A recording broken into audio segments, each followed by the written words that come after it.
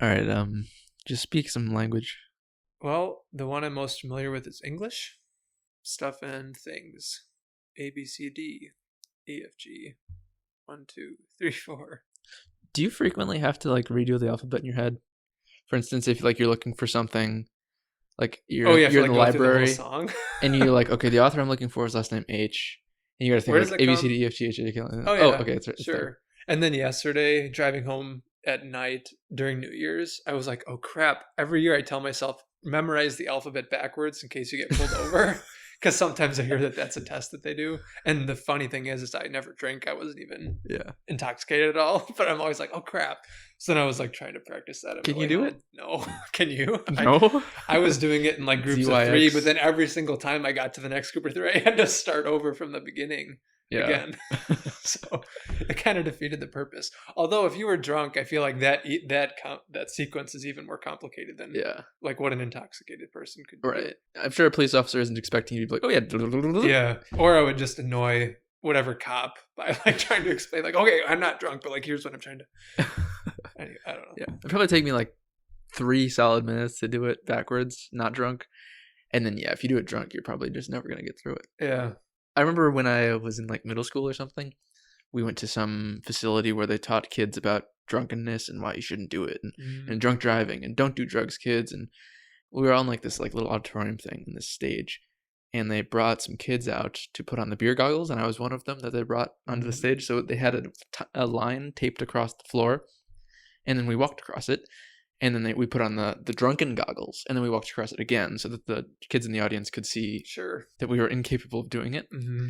And it was really cool, which I think defeats the whole purpose that they're trying to serve. Is I put on we want to do this. All the audience was like laughing, so it was like a fun thing. Yeah. The people, me and the other kids who had the drunken goggles on were like, whoa, this is really cool. Boost your dopamine, okay. Like we couldn't walk the line straight, but it was like fun. Yeah. Well, so like, don't do drugs, kids. Don't do kids. Well, that's a good message too. Yeah, they're like, don't do drugs, but at the same time, they're like, look how fun drugs are. Yeah, I don't know that the right way to deter anyone from doing anything is to like just automatically like show them the worst stuff. Because I know like, well, I don't know. I mean, maybe that works for some people. Yeah, but I don't know. I was just thinking back to like driver's ed because we had the goggles and stuff. Not. Oh, you did that in driver's ed? Yeah, not in the same setup as you did, but then they also showed like the DVDs of like car accidents where kids are just like dead and in pieces, and it's like no doubt that has an impact, but I don't know. Like I don't know what the best method for. To me, it's more about teaching kids how to be responsible about things. It's like it's not to ever tell somebody, don't you ever do this ever, because it's evil and bad. Yeah. It would be, look, like you can do this. It's part of being a person, but just here's what can happen. Or I don't know, but that would be my approach as a parent. Kind of like, okay, I mean, I wouldn't tell them like go drink and drive, but I'm like, I would tell them please don't. But if you're going to drink, like just try to be responsible about it. But I kind of think the showing kids that the worst possible scenario strategy doesn't really work anyway, because kids think they're invincible and they're like, oh, it's never gonna happen to me. Well, and if you show them the worst possible thing and then they try it and the worst possible thing doesn't happen, I don't know, it just makes it seem even more far-fetched. Right. Like how I don't know. Did you do anything fun for New Year's? I forgot to ask. I was going to. I had plans. They were canceled. So okay. What I did instead was eat a bunch of cookies that I had made. Oh, I mean, that sounds fun. Yeah. 2021. New year, new me. Yep. As they say. Made it around the planet, or around the sun. Jeez. Around the sun one more time. Oh, around the planet though. That journey that you sent me. Oh yeah. Didn't looks that look really cool? Amazing. I would love to be able to do that one day. Yeah. I don't know when or how that would happen, but I would probably start in the northern part and then work my way south rather than the opposite. Because I think it would be more of an incentive to like get to the end, knowing that you would end in like South Africa where it's beautiful, right? Versus like starting in South Africa and ending up in the cold depths of hell. Yeah. So Brian sent me this map image thing of the longest walkable road in the world. So it's this is what it says: the longest walkable road of the world is from Cape Town to Magdan, which is in Russia. There are bridges across rivers. No boat or air journey is required. It is 22,000 kilometers long. It takes 587 days to cover for a person walking 8 hours a day. It covers 17 countries, 6 time zones, and the traveler will experience all the seasons and weathers of the world in his journey. Oh, that just sounds awesome. Yeah. I mean, more likely than not, I would get mugged in Cape Town and just die before I got the... No. But yeah, I would love to do that. You'd want to start in the north, I guess, because, well, I could see it both ways. Because, yeah, you don't want to end your journey. But then at the same time, if you start presumably with the hardest area, which is cold and awful, you might get discouraged. You might get discouraged and stop. Nah. Whereas if you started in the south and walked north, then you're already like 450 days in by the time you get to the horrible cold blizzard climates. And maybe like some cost is set in. You're like, no, I got to finish. Is that how your incentive rewards work, you think? Because mine is the other way. It's like I would much rather get the hard part in first and just deal with it and get it done. And then know that like the rest is the destination is going to be. Although they say that the journey is the reward. So yeah, I don't know. I think I'm naturally a procrastinator. Okay. So I think maybe I would be more like, let's save the hard part for the end. Okay. Interesting. All right. Well, maybe you can start on one end and I'll start on the other end. And no, but well, okay. If you ever did something like that, would you want to do it with someone or would you want to do it by yourself? I feel like that's just the thing I think about a lot with traveling anyway, because they both have their ups and downs, and it's hard to tell which, because you got like the Sam and Frodo dynamic. Maybe right. If you go with a pair, like you can help each other, pull each other through the thing if it gets difficult, if you get sick of it after day 80 or whatever. But at the same time, you could go with someone, or even if it's someone you like initially, the being together for 587 days in a row, you might hate each other. That's true. I mean, you would have plenty of opportunity to like go your separate ways. Yeah. Maybe. Although not if you're both wanting to do if you both want to do it. See, that's the thing, because then maybe you still might want to continue the track, but you hate the person so much that you're willing to quit just to be rid of them. Or maybe, yeah, that's true. But I could also see that maybe if you just needed a break from someone, like, hey, you go a day ahead. Right. And then I'll catch up to you or something. Or, and then if we meet up again, staggered. Then whatever. But if not, then... Yeah, that's true. You could always pause, wait at the tavern for an hour. Because it would depend, like, on the person, obviously. There are certain people that I can't spend more than, like, 15 minutes with. But there are other people that, I don't know, I think it'd be cool. Yeah. But on the other hand, I like spending a lot of time alone. Right, so. And I think there's also something even more, like, majestic about traveling alone by yourself. Yeah. I mean, that's like the idea of my entelechy, like that my fully actualized self is that poster of Gandalf in The Hobbit. Oh, right. Where he's just like on the path and it's like an old man like, I have on a that road. Poster. So, yeah, it's a good one. Yeah. So it's like, oh, like that's my dream to just be that. Yeah. So yeah, and he's not with anyone. Yeah. And he does spend a lot of his time alone, but not all of it though. Yeah. He leaves the group and then comes back. And see, and that's also what I like about it is I talk to people all the time about wanting to be a hermit. Yeah. Wizard. But hermit. And they say, oh, like you just hate people. Me too. I'm like, it's actually not that. It's not that I don't like people and I enjoy spending time with people, but I also just really enjoy spending time by myself. Right. So I feel that. Small doses. Yeah. I like my fair share of alone time. Yeah. That was one reason, by the way, why I really enjoyed living with you, because I live by myself now and it's amazing. Yeah. But when we lived together, it worked, I think, probably because of that. Because if I lived with someone that, quote unquote, needed a lot of attention or like always wanted to spend time together, I probably would have killed myself. So just because I don't know. Yeah. Yeah. I lived with Brian for a year. Yeah. It was fun.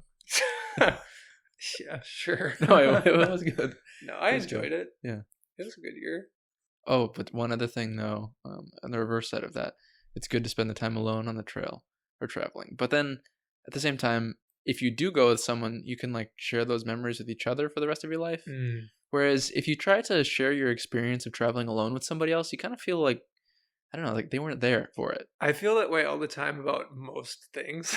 Yeah. Like, okay, so there's that book that I was telling you about that I'm like, Which oh my book? God, The Dark Forest? Dark Forest. Yeah. And I got to this part that you'll eventually get to that like gave me chills, and I was like, oh my God. Yeah. And then I was trying to think how I could explain to someone else what it was that I found so compelling about that. And every single time I tried putting it into words, it just just sucked.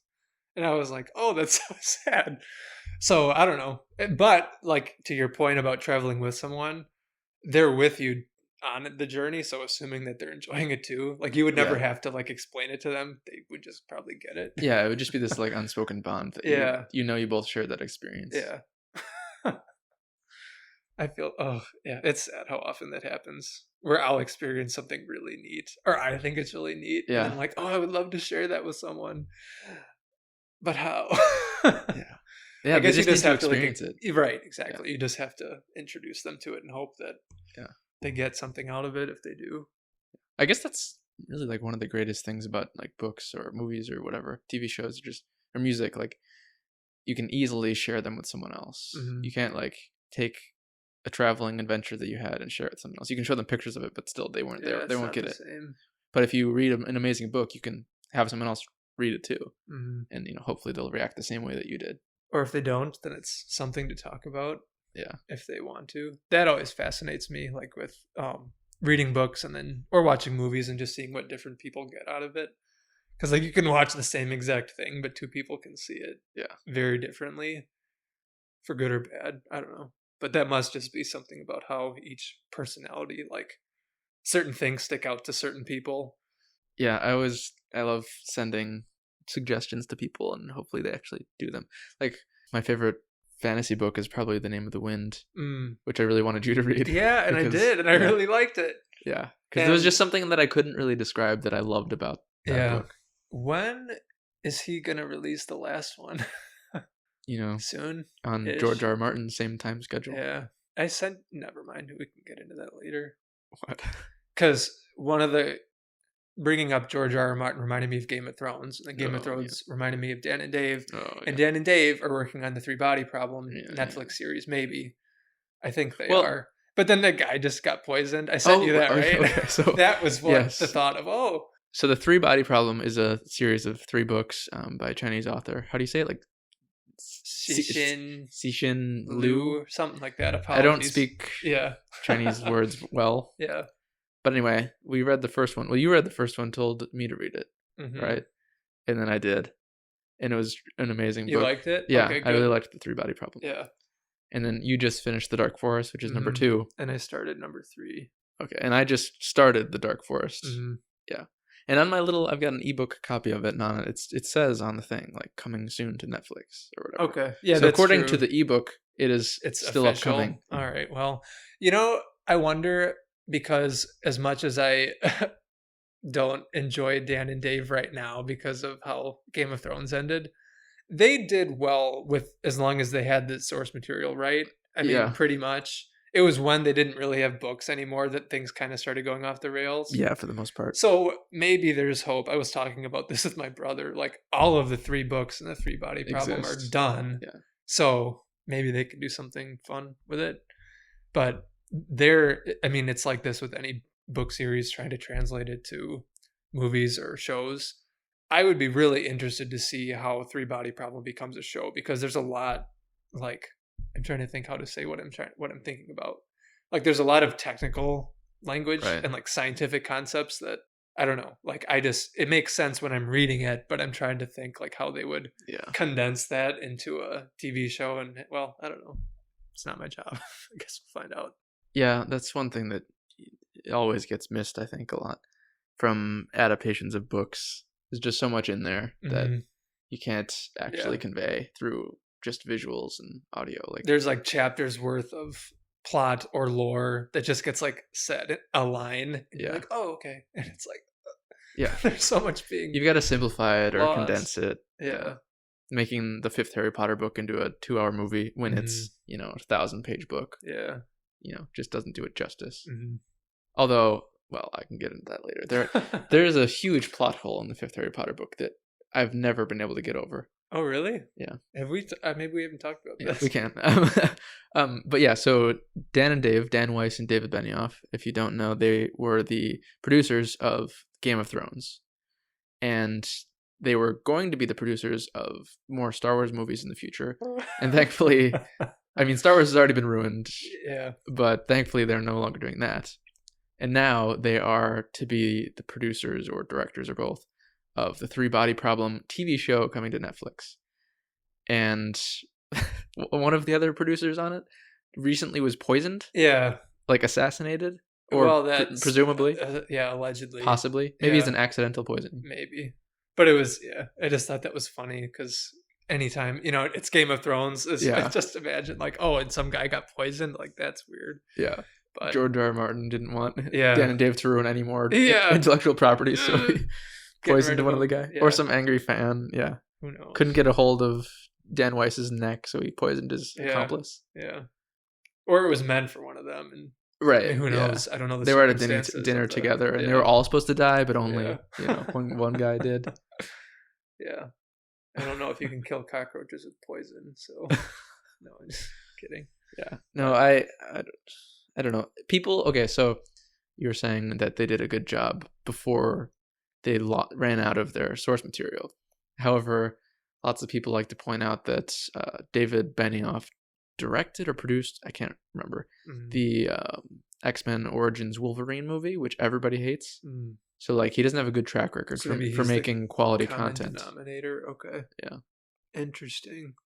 So, I don't know. I think it's possible that Dan and Dave produced the first 4 seasons of Game of Thrones well, not because of their own talents, but just because the source material was so strong, had enough in it that they couldn't fuck it up. Okay. And then when all was left was their talent, obviously that doesn't exist. Yeah, that could be. Or at that time, I mean, also George R. R. Martin was more involved. He was writing 1 episode per series or season, and he was also like actually involved with production. Yeah. Do you think? Because I think we've discussed this before, that a lot of TV shows, or I should say, the ones that I seem to find myself more drawn to are the ones that are usually like being conducted by like a single person versus like a team of people. Right. And like, even if it starts getting kind of weird, like at least it's like that one person's.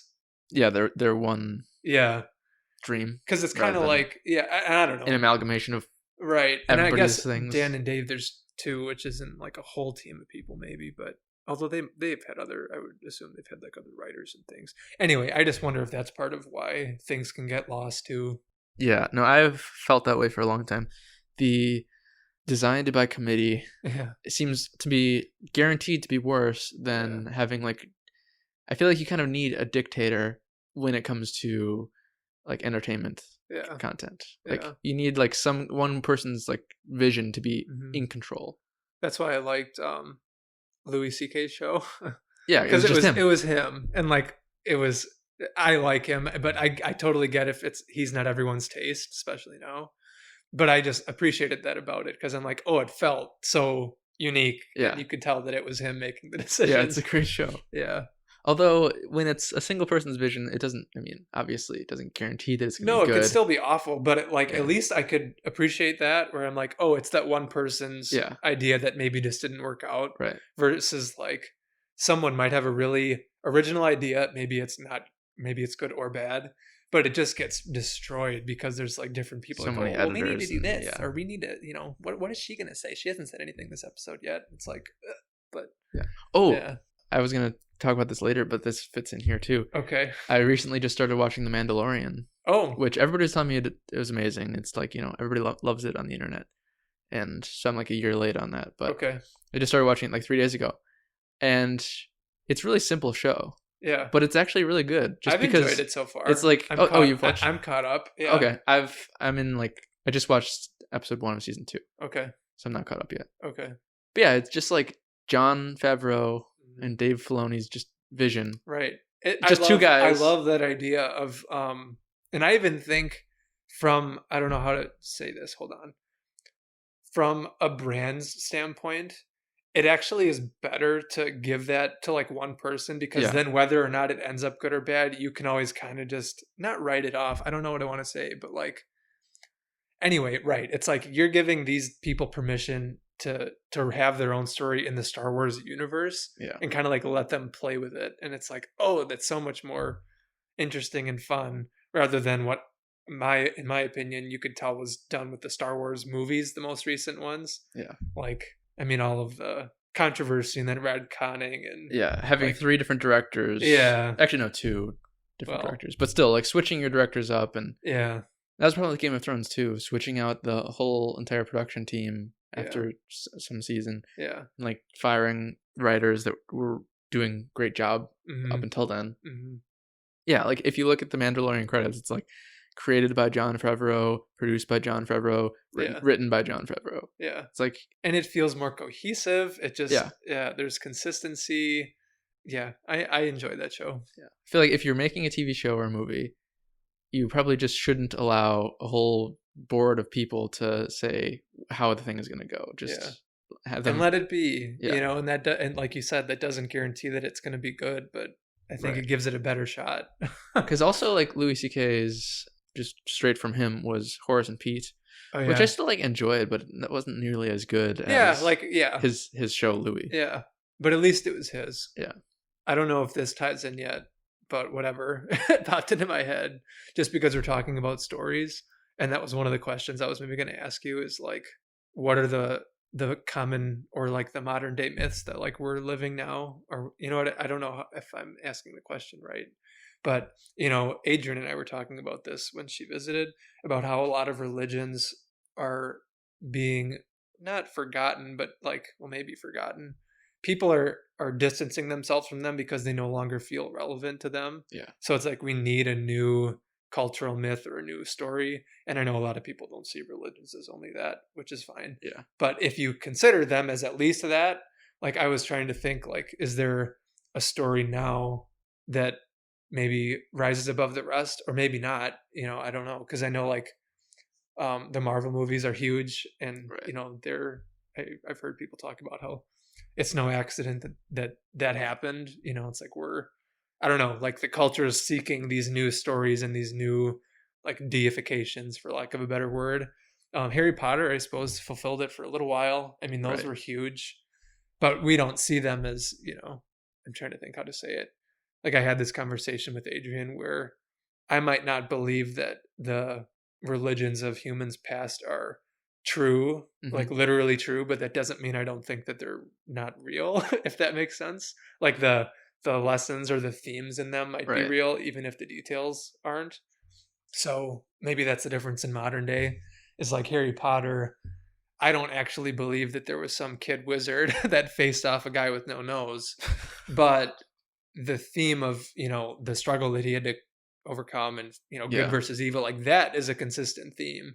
So like us as humans are looking for that in stories. It's just that the historical ones are starting to kind of fade or lose relevance, especially amongst young people. But I don't know. I was just trying to think, like Star Wars is another big franchise. Like I don't think it's an accident that these franchises are becoming so popular. Right. So you're wondering like what the is shared element is in all these things that... Or like if as a culture, like we would recognize like a new grand one, or maybe it's better, like we were just talking about, that each individual, like that, my bias or my thinking is that is the next step of this, is that, like, say for instance in Christianity people see like Jesus as the savior.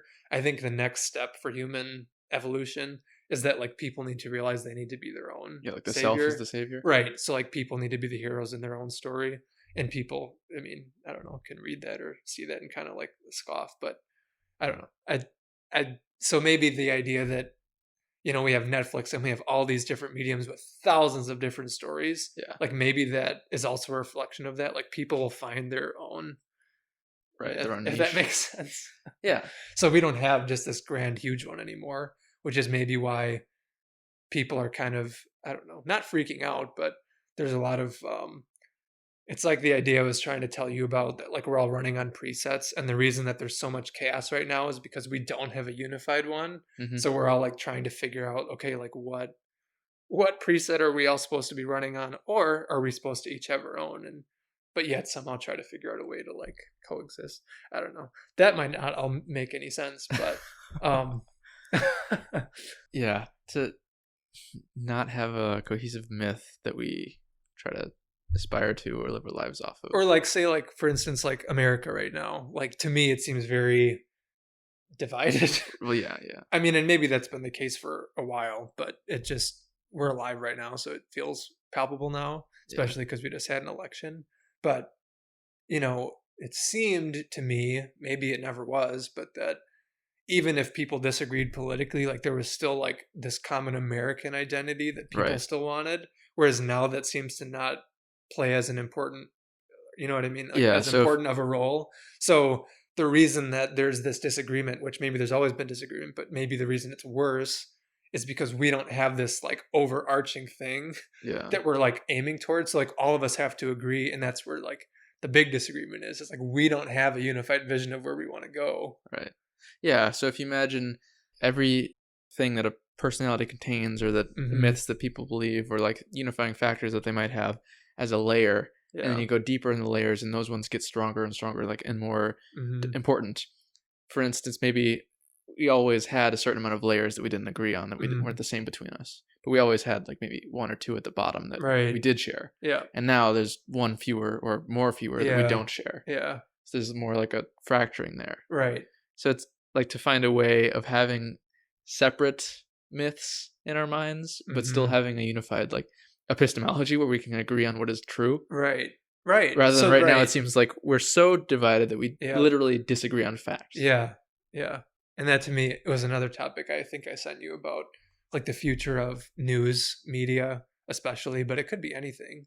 Like, how are we going to judge what is true, especially if things are able to be fabricated so easily? Yeah. And it's weird in my mind. I don't know if this is true or not, but it seems funny to me that, like, we're always told to trust our rational minds and, see where the evidence goes. But if the evidence is what is being fabricated now, like, what do we have to rely on to like tell us what's true? And then is it going to be like the emotional side? Like, is it going to go back to like that gut feeling? And I'm totally aware that can be wrong, but it's just interesting because it's like, you can, especially now with how advanced technology is getting, like, you could show me a video and it might look exactly real, or it might look as real as it can get.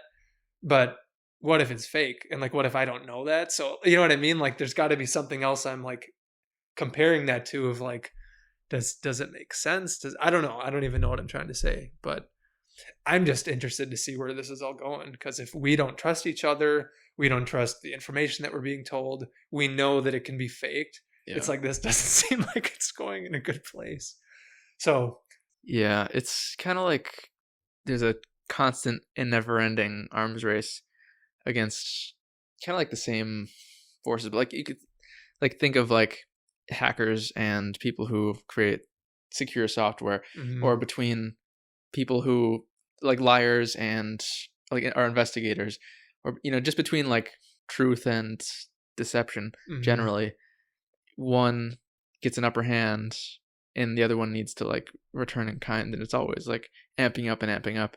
So we would need to rely on a way of actually finding out if a video has been fabricated, or if like any sort of evidence can be actually proven to be true. So and if we don't do that, then we're kind of screwed, lost. Yeah.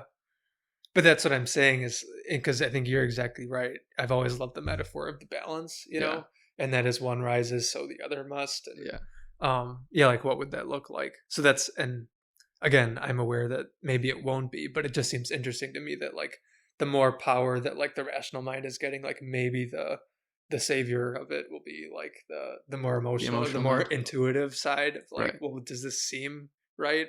And that can totally be manipulated too. And I understand that, but I wonder. Like, I think like, they definitely go hand in hand. You need a pairing of the two. Because I was thinking when you were talking about evidence, how I feel like rationality doesn't have to be tied to the evidence. You could use your rational thinking to be like, well, does this evidence even, does it make sense for this to be true? Yeah. Like, can I trust that it's true?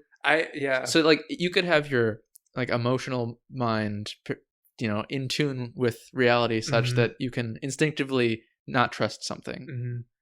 And that's not so much as so like your rationality and your emotionality can be coming to the same conclusion. I wonder, I was trying to talk about this to Adrian, which bless her, because I probably wasn't making any sense. And I don't know how it came up. That to me, like whatever has to be true or whatever we would deem as truth would have to match both. Right. Right. So like if something seemed, factually true on paper, but it felt or whatever, your experience of it was not, that would be suspicious, and vice versa. Like if something, because people talk about the time, well, I feel this way. Yeah. And I'm partial to that because I'm very emotional. But if you feel a certain way, but it can be shown though, that like, something about that feeling might be, incorrect. I would hope, I have faith that like whatever is true, like you would know truth when you found it because like both would match up. Right. Maybe. But although, I mean, I think that can be fake too. I think that should be true in a general sense, but I also feel like your intuitions can be updated. Mm-hmm. Like you can feel that it intuitively doesn't make any sense that the Earth revolves around the sun because you don't feel that in your personal experience. Yeah. But then after learning that through your rational faculties, you update your intuition such that when you're 20, you intuitively, it just makes sense things revolve around each other. Like you change your way of thinking. That also changes your emotional thinking. Yeah. Well, and that brings up the point too of like what intuition actually is. Right. Because I think a lot of people seem to think of it as this mystical thing. And I actually like that idea because I'm weird. But when you think about it, it actually would make sense that even has a rational basis. Exactly. Because say, for instance, it's your unconscious. Right. You're not presently aware of it because it's not the part of you that is existing. But like, say, for instance, it would make sense to me, I think, that in theory, like, say you're taking into account, like, in any given day, like, think of all the details and things that you see that you just don't pay attention to because you don't need to. Like if I'm drinking a water bottle, I just need to pay attention to this water bottle. But at the same time, I'm seeing my TV, I'm seeing my keyboard, I'm seeing you. Yeah. That is being taken in, but just not by my conscious mind. Right. So the unconscious mind is putting all of this together behind the scenes. And like, that's what the intuition is. And then it feels like intuition because it's coming to consciousness. Right. But it still is being taken in by like stimuli that you're getting. Yeah. This touches on multiple things that I've been interested in for a long time. Okay. One of them is I've always hated the way like love songs or whatever put this separation between heart and mind. Yeah, I don't think there should be. Because I mean, everyone knows it's not literally true. Like you don't feel with your heart, you feel with your brain. However, like using it in movies and like media and love songs still kind of makes that feeling in your mind that there is a legitimate difference between like intuition or emotional thinking and logical thinking. When really, there isn't. It's all still coming from your brain. It's all the same thing. Or at least that there would be like clearer recognition that they're bridged, you know? Because I suppose, have a problem with people visualizing that it's separate. Right. As long as they recognize that they're related or the same, essentially. I mean, this comes down also to my feelings about perhaps early religion, is it's a useful metaphor, but then at some point it gets taken literally. You can say like, I have strong feelings from the bottom of my heart for you, and know in your head that it's not from your heart. But maybe over 2,000 years, people start thinking that without proper education, they might start thinking it literally comes from your heart, and that God literally exists. That kind of thing. So it's like, you can use it metaphorically, but you need to realize that no, it's just your brain. Yeah.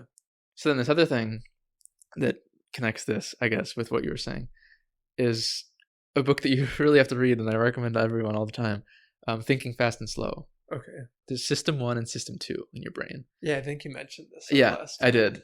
I'll mention it again, though, because I love it.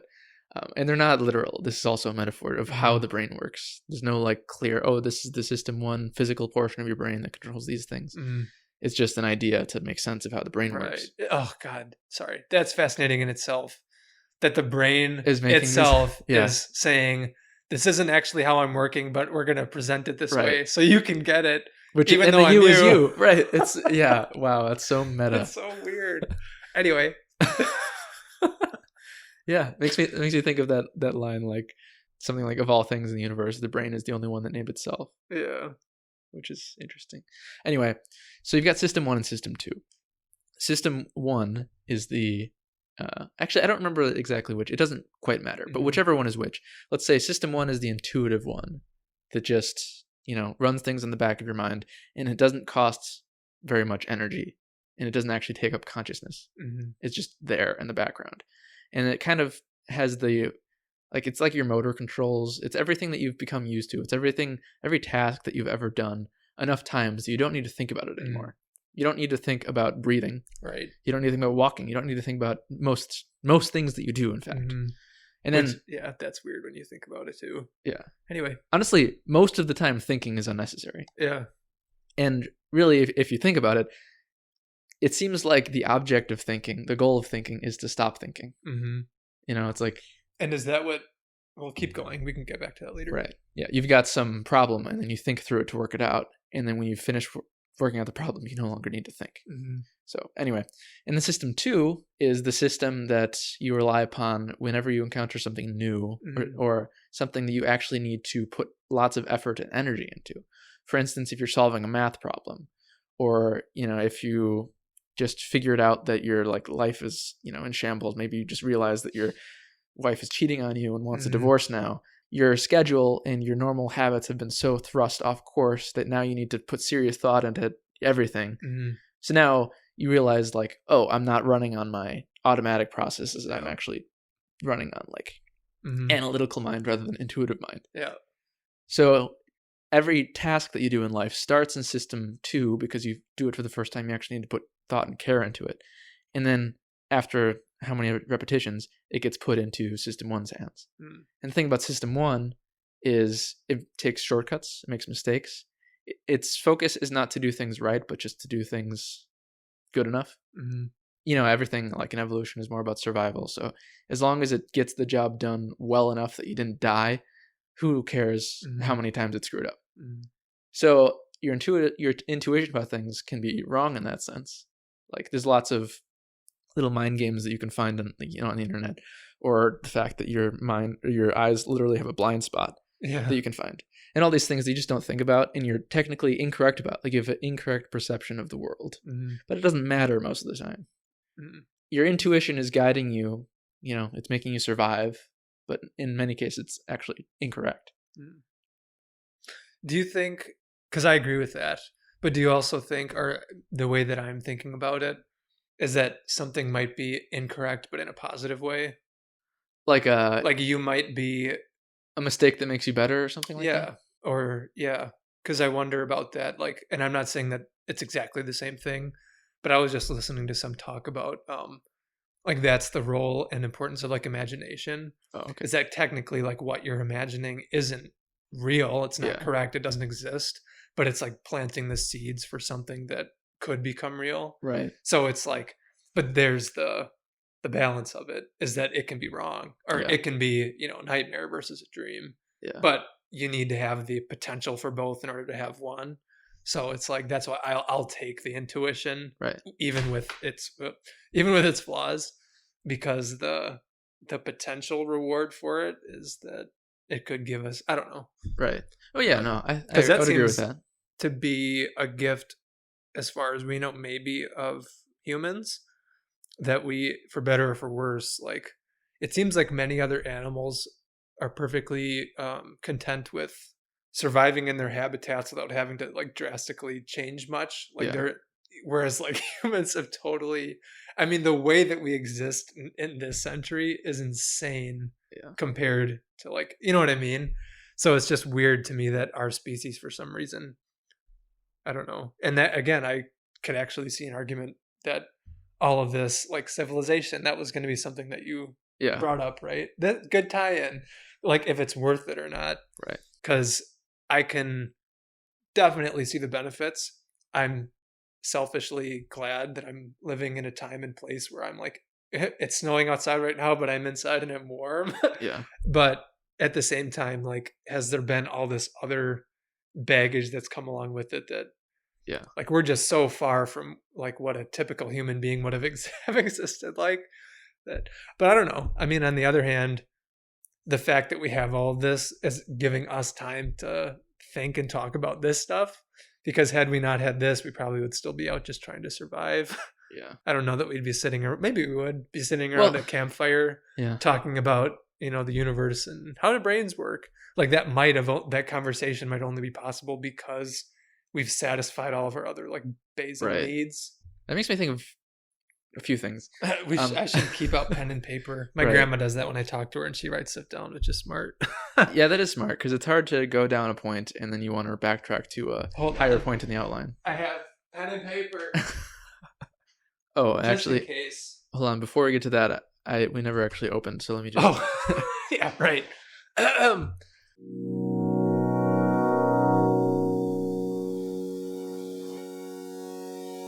Welcome to the Regular People Podcast. I'm Wade Allen, and today I'm having a conversation with Brian Orr. Yet again, actually. We talked on, I think, episode number 2, and this will be episode number 12. So I think it's a nice, 10 episode spacing. And I did say you would be a recurring character. Yeah, I'm your resident expert in... Yeah. Yeah. So yeah, we just kind of started talking, so I'll cut back to that. So I was saying something. Civilization being worth it. Oh, right. We might not be able to have this conversation without satisfying our basal needs first. Okay. There's a lot of things that I wanted to say. Let's see if I remember all of them. One thing is that, it seems like the civilization we find ourselves in now, in this like era, is pretty much due to system 2. At least the way I put it, if that's actually system 2, like the analytical mind, like the actual thinking. Because it seems like, at least from observation, that most animals either don't have or have less of system 2, and they just go off of the automatic processes kind of thing. Like things become more ritualized or habits than having to think through everything all the time. Obviously, that's not always true. Like you can put animals into lab situations and have them do math. Right. But just seems like they're used to their environment enough that they don't need to think through everything they do. Where, we keep on finding ourselves in new environments or changing them ourselves so that we constantly have to think. And I don't know, I guess we built up this civilization because of it.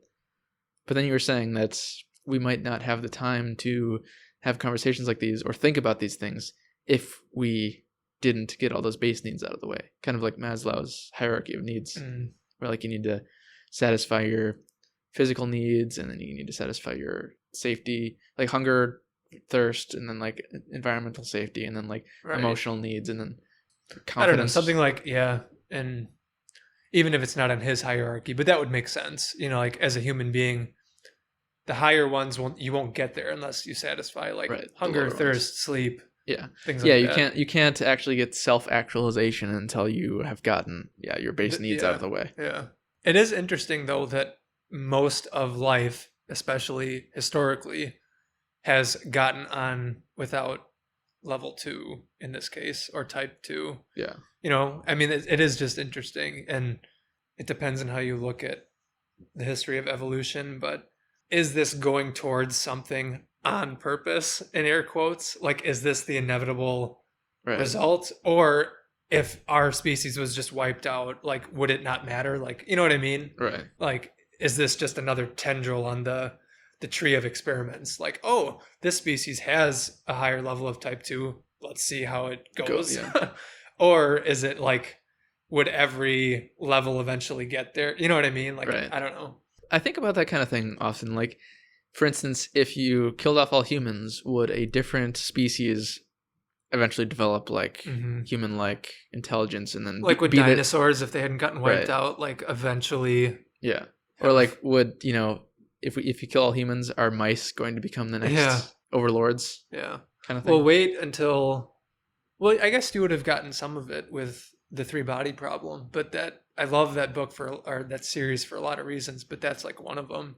Is you're coming into contact with another separate intelligent civilization. Yeah. And it is different if I'm understanding it correctly in that. Well, I can't remember because it's been a while since I read the 3-body problem, but you find out a key difference between the Trisolarans, the alien species, and humans. Right. Because the Trisolarans are on most, if not every measure, like more advanced than humans at this stage in time. But there's one thing about humans that we can do that they can't. That was starting in, like, I got to that at the very beginning of the Dark Forest. Oh, it wasn't in the beginning? It hasn't gotten to it much, but it was talking about how for Trisolarians, or Trisolarans, whatever it is, there is no difference between thinking and saying.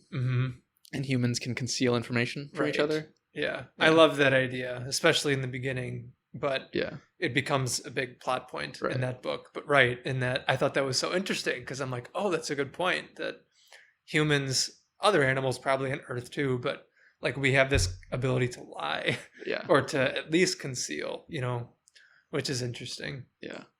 For all of the harm it can do, like maybe there are positives to it as well. I don't know. Like, it's kind of hard to fathom of a civilization that has no ability to conceal information from one another, though. Yeah. Like, it would totally change the dynamic, which is, because in the beginning of Dark Forest, the main guy, Luoji, I think is his name. Okay. I think is speaking to that one woman from the first book. Yeah. And she starts talking about cosmic sociology and the presuppositions or the axioms. The axioms. Towards the end, like, oh, it's so good when it comes full circle. But anyway, looking forward to it. I don't want to like talk about it too much and give away things, but it ties into what we're talking about in terms of intelligent species. Right.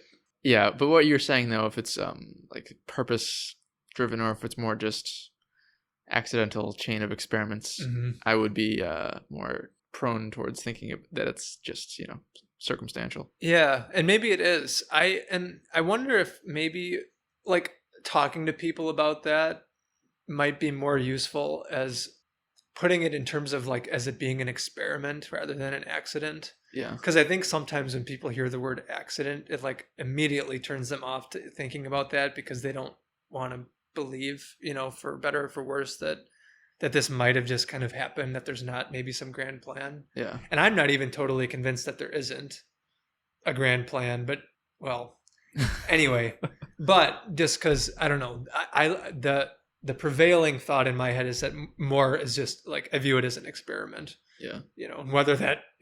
Whether it's an experiment in itself or whether there's an experimenter. Yeah. Yeah.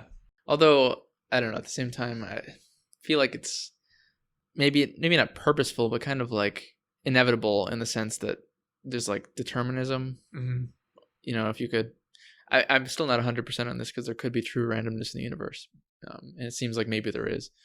But I think it could be the case that if you just were able to gather all the information in this moment in time, you could predict the rest of history. So this ties in, we're tying a lot of things together, which maybe isn't an accident, but like into the free will thing. Oh, right. Because that was another thing I wanted to talk about. Yeah, that goes into that too. It does. Yeah. Where the most, I don't want to say compelling because it sounds too important, but like the idea or the metaphor that has been used that I resonated with the most was like a chess game when it comes to free will, where it's like I'm choosing maybe the way that I'm moving the pieces, but there are rules about which pieces can go where, and like it's so confined and dependent on the board and on what the other players do that your choices are very limited, but there is an element of but I still can. That being said, though, it is interesting to think that, like, take humans playing chess for an example. Like, if you could theoretically understand every single detail about that person's life, would even the choices that they're making for the moves be able to be predicted because of whatever reason? Sally got bitten by a dog when she was 5, and that somehow affects which pawn she moves. It's just... Yeah. One thing I think is interesting is, if going with the chess analogy, if you could completely analyze every possible board state that will exist in this chess game, you could find that there is a best position. Mm. And that's... the only choice you have is the choice to be bad. Like, because if you just follow the best path, there's no choice there. Yeah. You're just doing what's going to make you succeed. But is it still up to you? Because you might be able to know the best path, but might there be some other factor where you go, screw it, and do another move?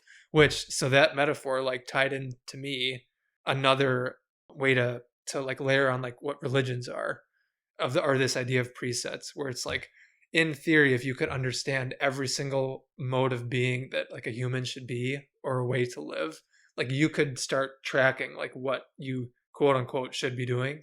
Yeah. And some religions, some stories embody that better than others. And some, like, the villains in these stories are the ones that, like we were just saying, might maybe either not know or might recognize like the better way, but for whatever reason just go. They reject the plan because they don't like being controlled. Right. Yeah. Even if it's not, even they know it's not going to win them the chess game. Yeah. They want to do it They anyway. want to upturn the board and go. Right. Yeah. Oh. Yeah. They say, fuck you. Yeah. God. Yeah. Or whatever. Yeah. Which I don't know. So yeah, I liked layering those because that ties in to what I think the function of stories and religions are, at least in part. Yeah. So that is interesting. Were there we can go on more about that, but we'll be jumping around to topics all the time. Yeah, sorry.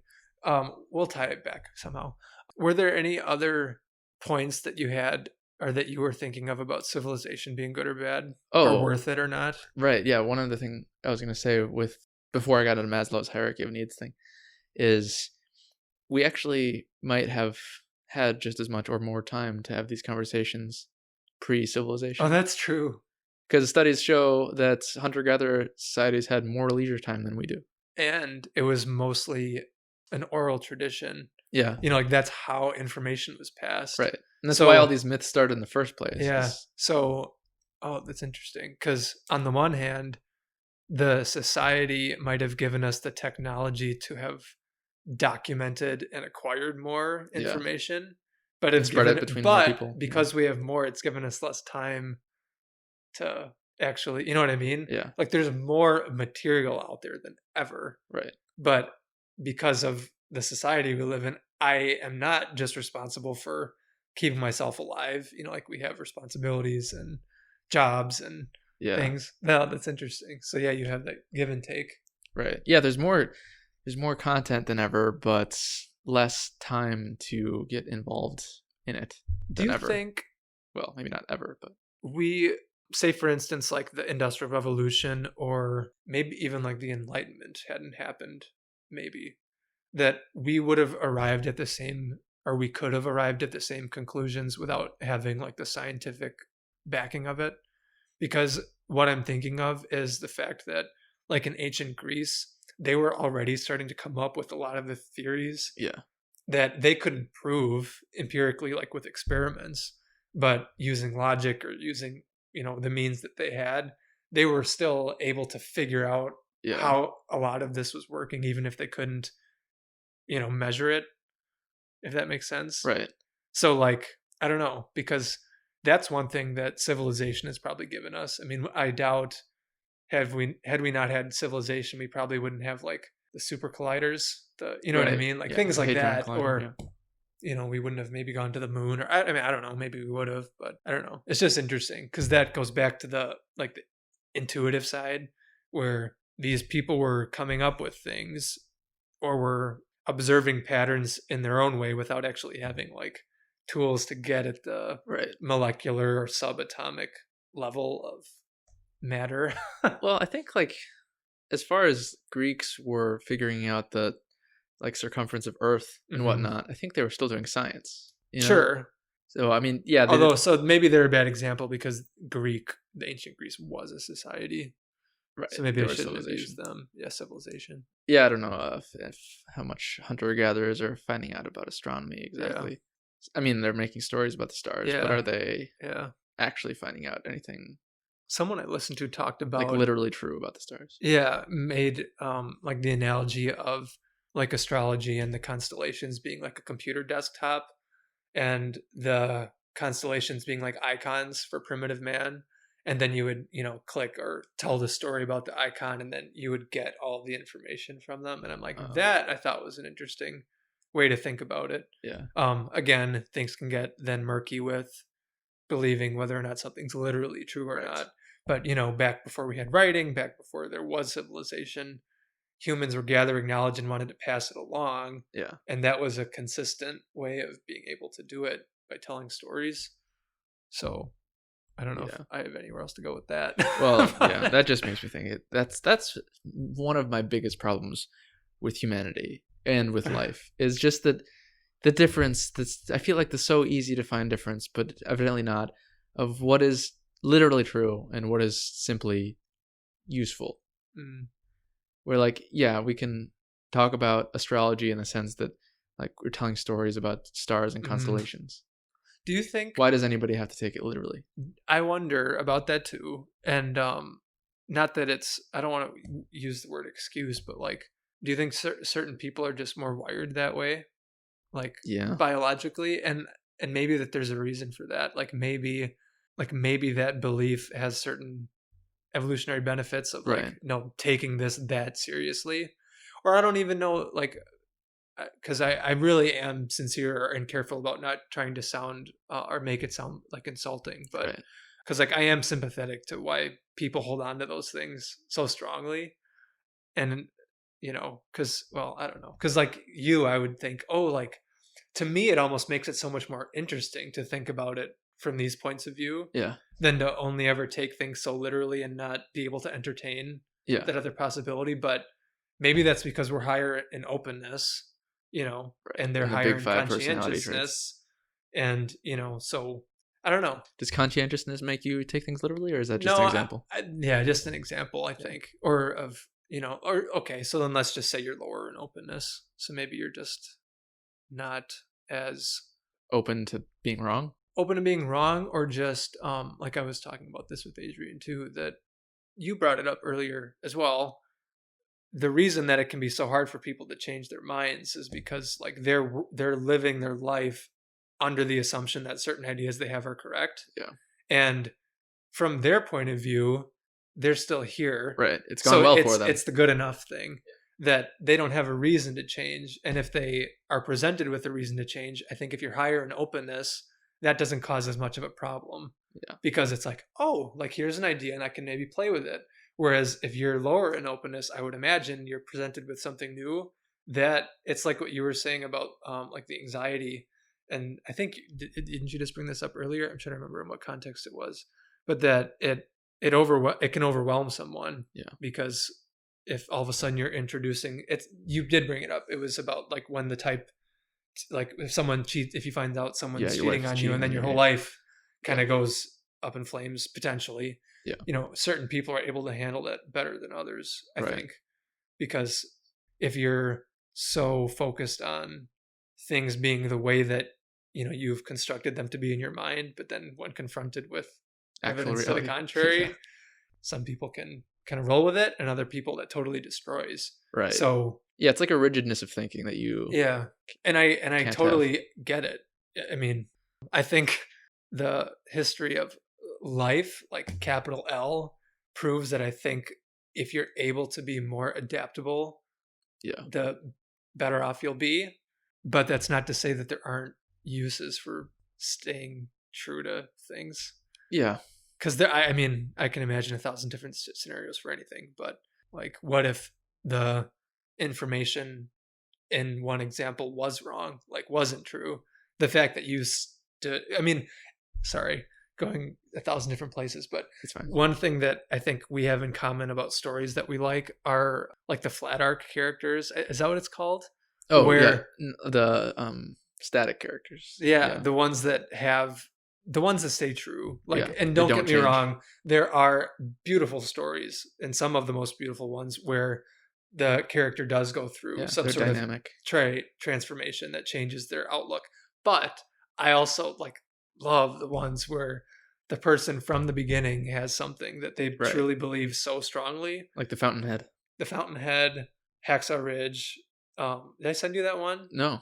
I should send you that one. Same idea, where it's like there is an ideal that you have so strongly that like you will not compromise on it. And I can even imagine watching a story where it is told that person is wrong, but like there's still something like so admirable about like holding true.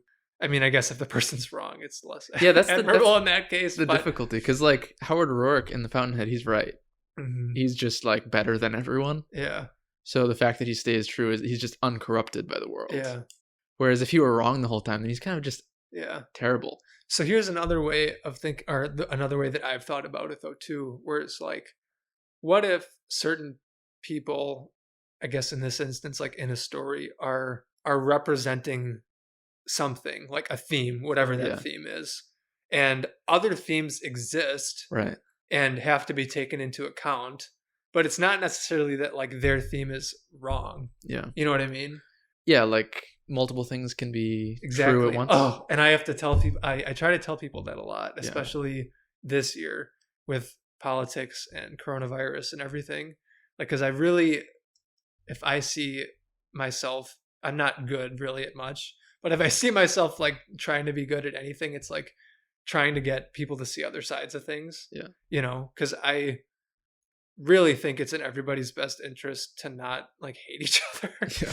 And it seems like this year especially, it just talking to people, they get, I mean, the arguments are so heated, and the language that's used like amongst people that I would generally regard as pretty like pacific, like people that are pretty, you know, even keeled and even caring and nice. But like when you bring up like coronavirus, for instance, there's one person that I've spoken to that like literally says that if people aren't following what the government says, like they deserve to die. And I'm like, I don't think that they actually mean it. Right. But the fact that that emotion is coming out, I'm like, that's not good. So anyway, I'll try to bring that up. I'm like, look, you can feel the way you feel, and the person you disagree with can feel the way you feel. And it's not that either of you is all right or all wrong. Like there are levels here, you know, like you can definitely believe that the virus is real, but still have a gigantic problem with how the response is being handled. Yeah. You know? So anyway, oh, staying true to yourself. I love that in the story. Yeah, it's pretty good. Yeah. Although in real life though, you almost like, I mean, I feel like there's no case where, like you said, like people are wrong sometimes, right? Sometimes I feel like there's no person who is completely right about everything. Mm-hmm. So if there's anybody who's so inflexible that they're not willing to change anything about themselves, there's bound to be at least one thing that they're doing wrong, or that they are wrong about, that they're unwilling to change. I would probably agree. So I feel like inflexible characters in stories, when they're right, is admirable. Mm-hmm. But those characters aren't reflective of reality. Could be. At least, or that, like you said, the positive trait that they're not changing might also be masking like another thing that that they should change, that they're just as stubborn about, but that could be changed. Yeah. So there's where the nuance comes in. So yeah, I would agree with that. Yeah. There's always that's what makes the story so interesting, though. Like that's why, like, say for instance, well, Lord of the Rings, especially now, I think will always probably be my favorite fantasy series. But that is one criticism of it that I agree with, where things were very cut and dry, very black and white. Like here are the good guys, here are the bad guys. Yeah. Whereas real life is much more gray, which is where all the interesting stuff happens. Well, that's why Boromir is one of the most, to me, one of the most likable characters. Because he's one of the few Tolkien characters who is actually morally conflicted. Ambivalent, yeah. I mean, Frodo too. Frodo's being corrupted by the ring. Mm-hmm. But yeah, it's like every single orc evil. I think I told you that video I sent about like the Lord of the Rings analysis. Like the second part 2 of that one always makes me cry. Yeah, those are great. At the end, it makes me so emotional because I don't know why I'd never put it in those terms, but the fact that Frodo actually loses, like at the end. Yeah. But it was his courage and his actions that got him to that point. Right.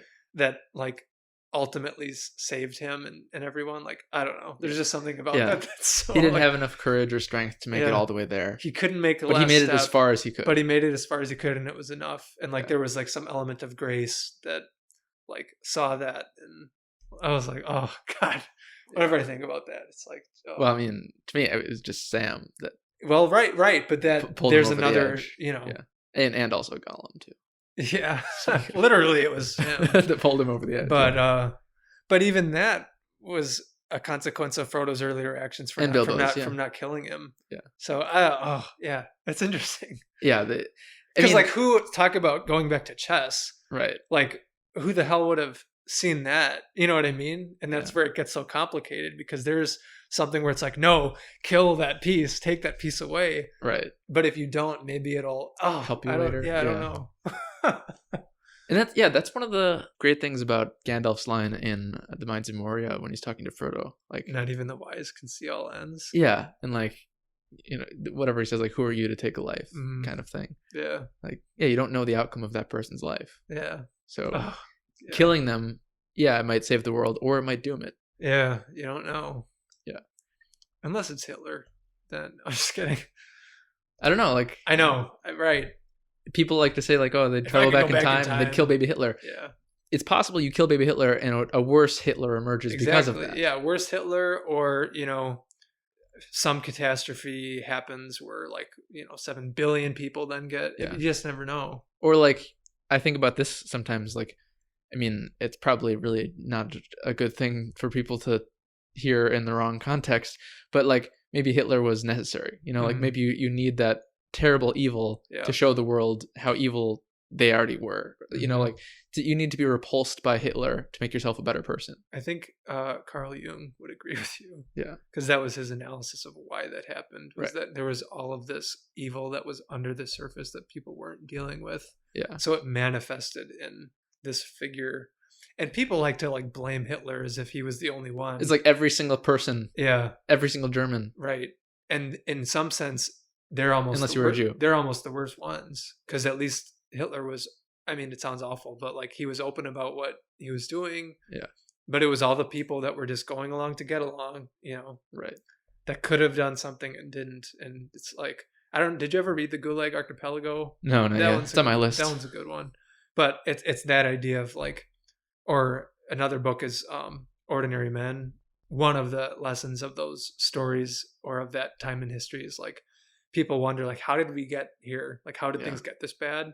And it's, at least one of the lessons is like, it's when things get bad little by little by little by little and no one does anything. Yeah. You know, and then all of a sudden, if you say yes to evil 1,000 little times, before you know it, like you're at this place where you can't turn around. And then that's when, you know, wars break out, and then it has to be handled there rather than at the level of the individual, which I would rather have it be handled at. But yeah. Have we ever, sorry, did you have something you were going to say? I had a few things. I've there's a list of things, but okay. It keeps on getting interesting conversations. I'm making my notes, so we can get back to it. No, yeah, I totally agree with that concept. However, the tricky thing is, like with you have to say no to evil, because if you say yes to it on incremental steps, then it completely takes over. And that's the type of argumentation that literally anybody could use, though, because the thing is actually like, what is evil? You know, you could maybe I shouldn't have used that word. Sure, yeah. I mean, but still, like people that are doing things that I would consider to be evil could in their mind be doing it for the sake of goodness, right? Yeah. So I'm trying to think. The reason that I prefer that, or why I appreciate that lesson, is because at least if you're analyzing things on that kind of small scale, it's easier to course correct. And it keeps conflict smaller too. Yeah. So it's, you know, rather than, we might have talked about this before, but, you know, people that have grand ideas about either changing the political system or economic system, it doesn't mean that those things might not need to be changed, but like overhauling everything might not be the right way to go about it, because you don't know. Well, we've talked about this in other contexts, like throwing out the baby with the bathwater. Like, it's better to me anyway, or at least more pragmatic, to do it on a smaller scale. Yeah. Just because then you can make small changes, assess, and see, okay, like did that work? Is it what's happening? Right. Versus if you just do 180 and it's like, oh, well, maybe some of what we're hoping for happened, but all this other stuff came along with it that we didn't know. And I can agree with that too in some contexts, but in others I'm not sure, because like in other times you just need to just totally overhaul. For instance, if you do all these incremental steps towards a thing that nobody's realizing is happening, such as like industrial effects of global warming, you can't really do small course corrections to revert that, because if you do, you're going to waste 100 years of destroying the planet. So like we took these, you know, small little decisions that were increasingly making the planet unlivable. So you kind of have to fix that with like drastic action. So, and I'm not saying that this is the case for this scenario, but I would still wonder, like, let's say you take some drastic change, whatever it might be.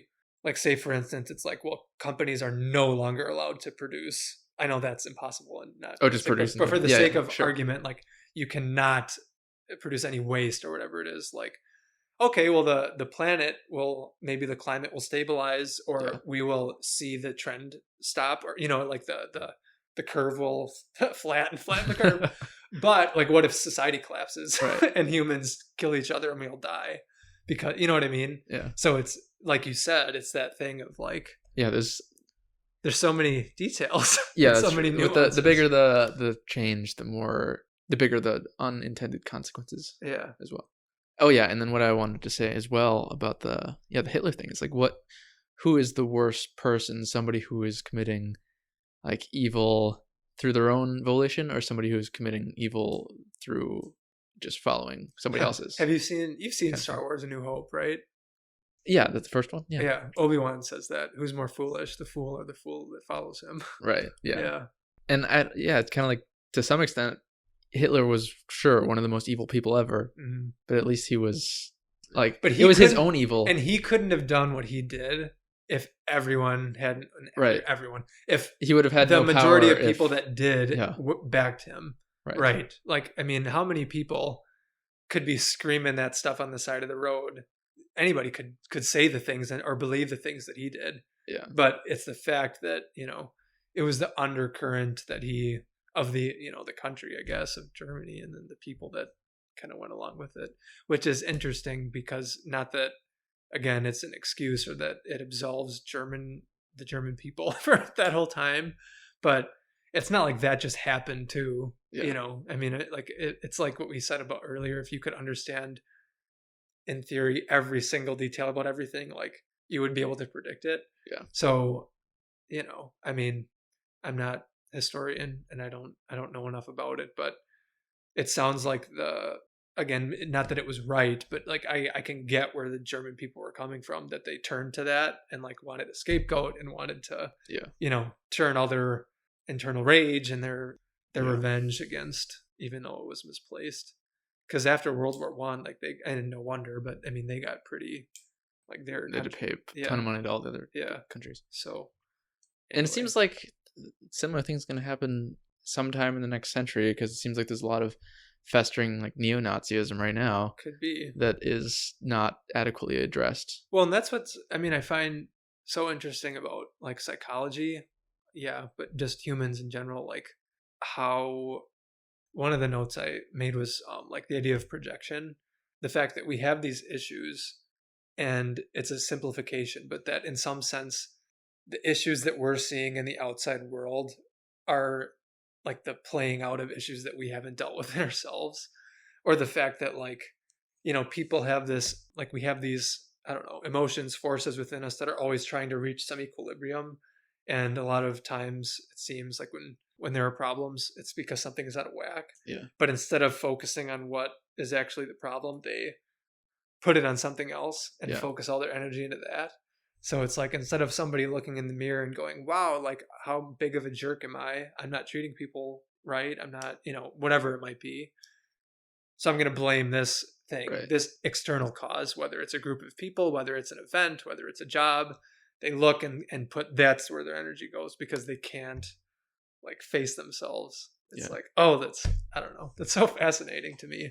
It's like, that's what I've been trying to do the past, I don't know how many years. Yeah. Is like try to like recognize that and being like, oh my God, like how much of what I see as problems out there is actually a reflection of problems in here. And I don't know. Yeah, you can harness a lot of unknown hatred or fear within yourself. I guess manifests. I hate that word kind of, because it sounds, people use it in like woo-hoo spiritual context. Yeah. But if you don't, I don't know, come to terms with who you are. And like coming to terms with your real nature. Because I think that's a lot of the problem too, are people trying to repress things that they don't like. And so that's like a Jungian idea, or at least it might not be from him, but he elaborates on it a lot, of like the incorporation of the shadow. And sometimes when I try talking with people about that, they'll say something like, well, I don't have evil. Like I don't have that inside me. And it's like, that's usually the indication that you need to be doing that the most. Right. Because it's the not acknowledging that. And it's not even evil. It's just those parts of yourself that you don't necessarily say, for instance, like with me, I'm a very not aggressive person, but the fact that I'm not an aggressive person, at least when I was younger, would mean that I didn't have that under control. So then when, emotions got so heated, that would come and sort of like could possess me or take over me. Whereas if you acknowledge it and try to work with it and harness it, like that's what you want to do. It's not that you want to ignore aggressiveness and say aggressiveness is evil, or assertiveness maybe is like the more positive trait for the same term. But Freud and Jung would talk about it in terms of sexuality, or you could pick any trait that people think of as like traditionally evil. And it's like, it's not, we talked about this, I think I don't know if we actually talked about this in the podcast about anything being intrinsically evil. Right. So it's that. It's, like, it's not that somebody can tell me. It's not that things are evil in themselves. It's what you do with them. Yeah. And that's the thing. And it's when people realize like there's this part of themselves and like, I don't want to deal with that. So they push it away. Yeah. They think that they're getting rid of it, but they're not. All that means is that thing is going to rear its head and you're not going to be able to have control over it. Yeah. So, people have these emotional breaks. And again, not an excuse, but people will talk about like, well, crimes of passion.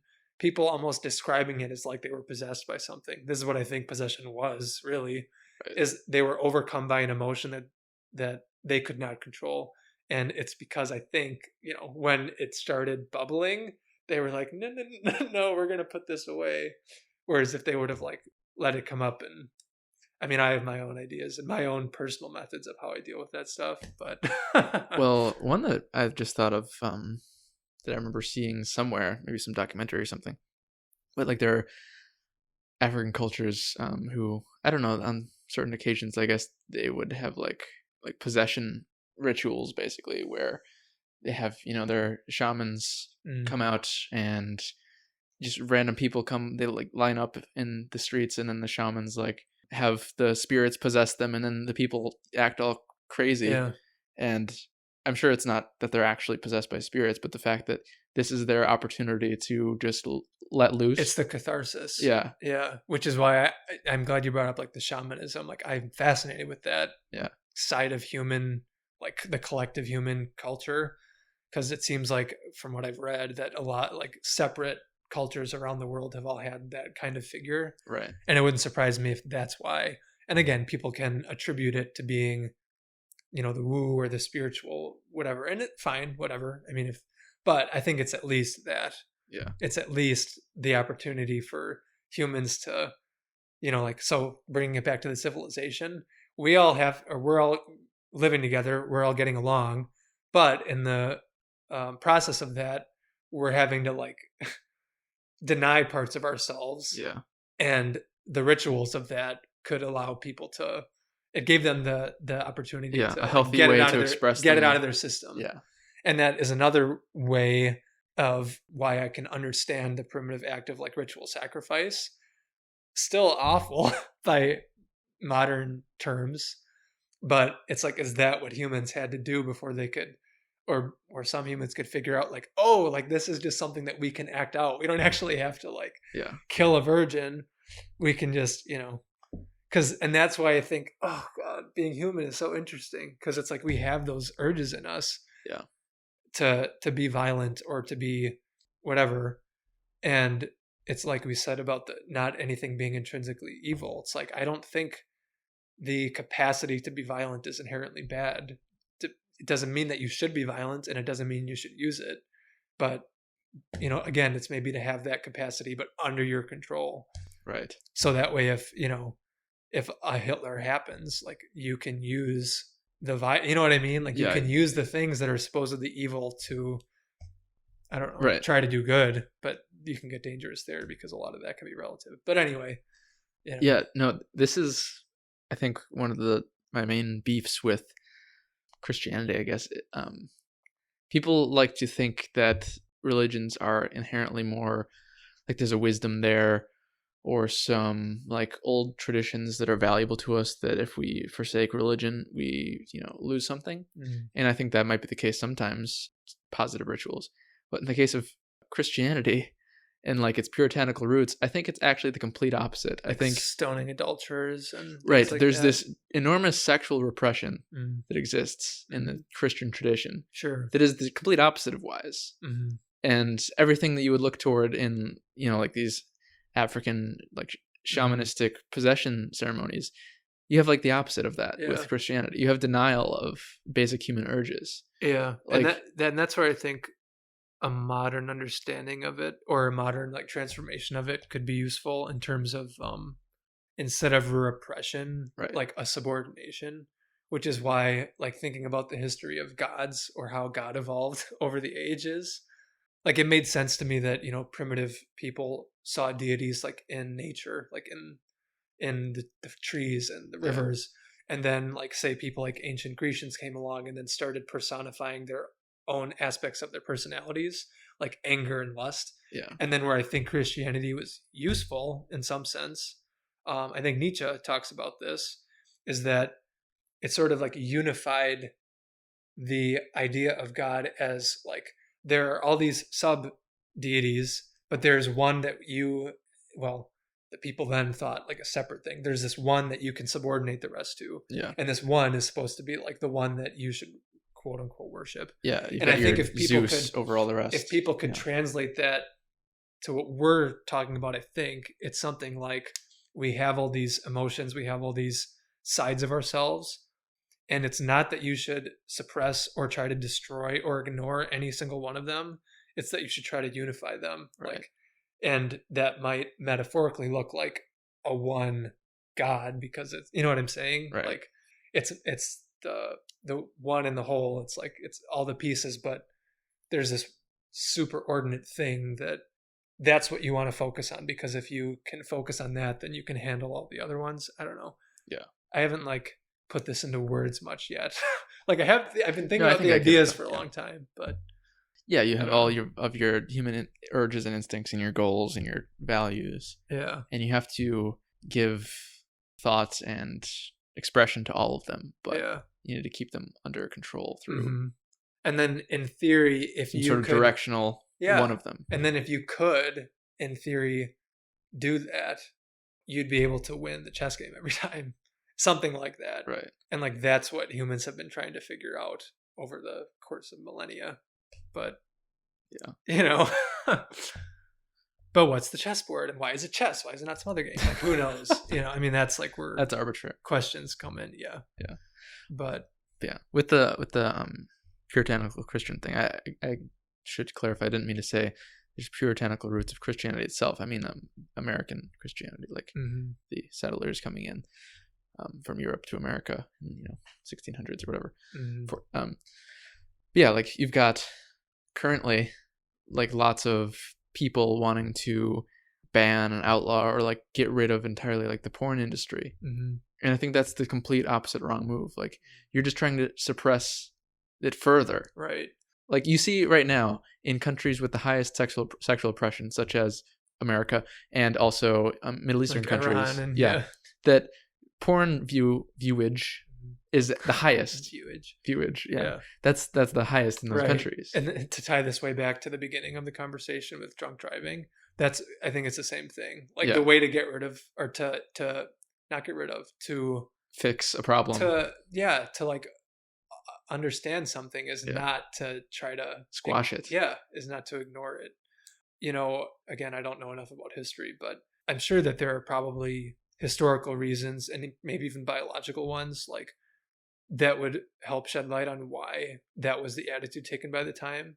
Like, wasn't it the case that, was it syphilis or some other sexually transmitted diseases were probably prevalent? Yeah. So it wouldn't surprise me that humans, because we're limited, or you know what I mean, or at that time hundreds of years ago we maybe weren't thinking about things in a bigger picture, like condense the two, right? You know, or like in a metaphorical way, it's like, oh, God, universe, nature, a lot of people are dying when they have sex. They're having sex. Yeah. So, that must be evil, or that must be a sin. Right. Let's not do it. And it got tied up in that.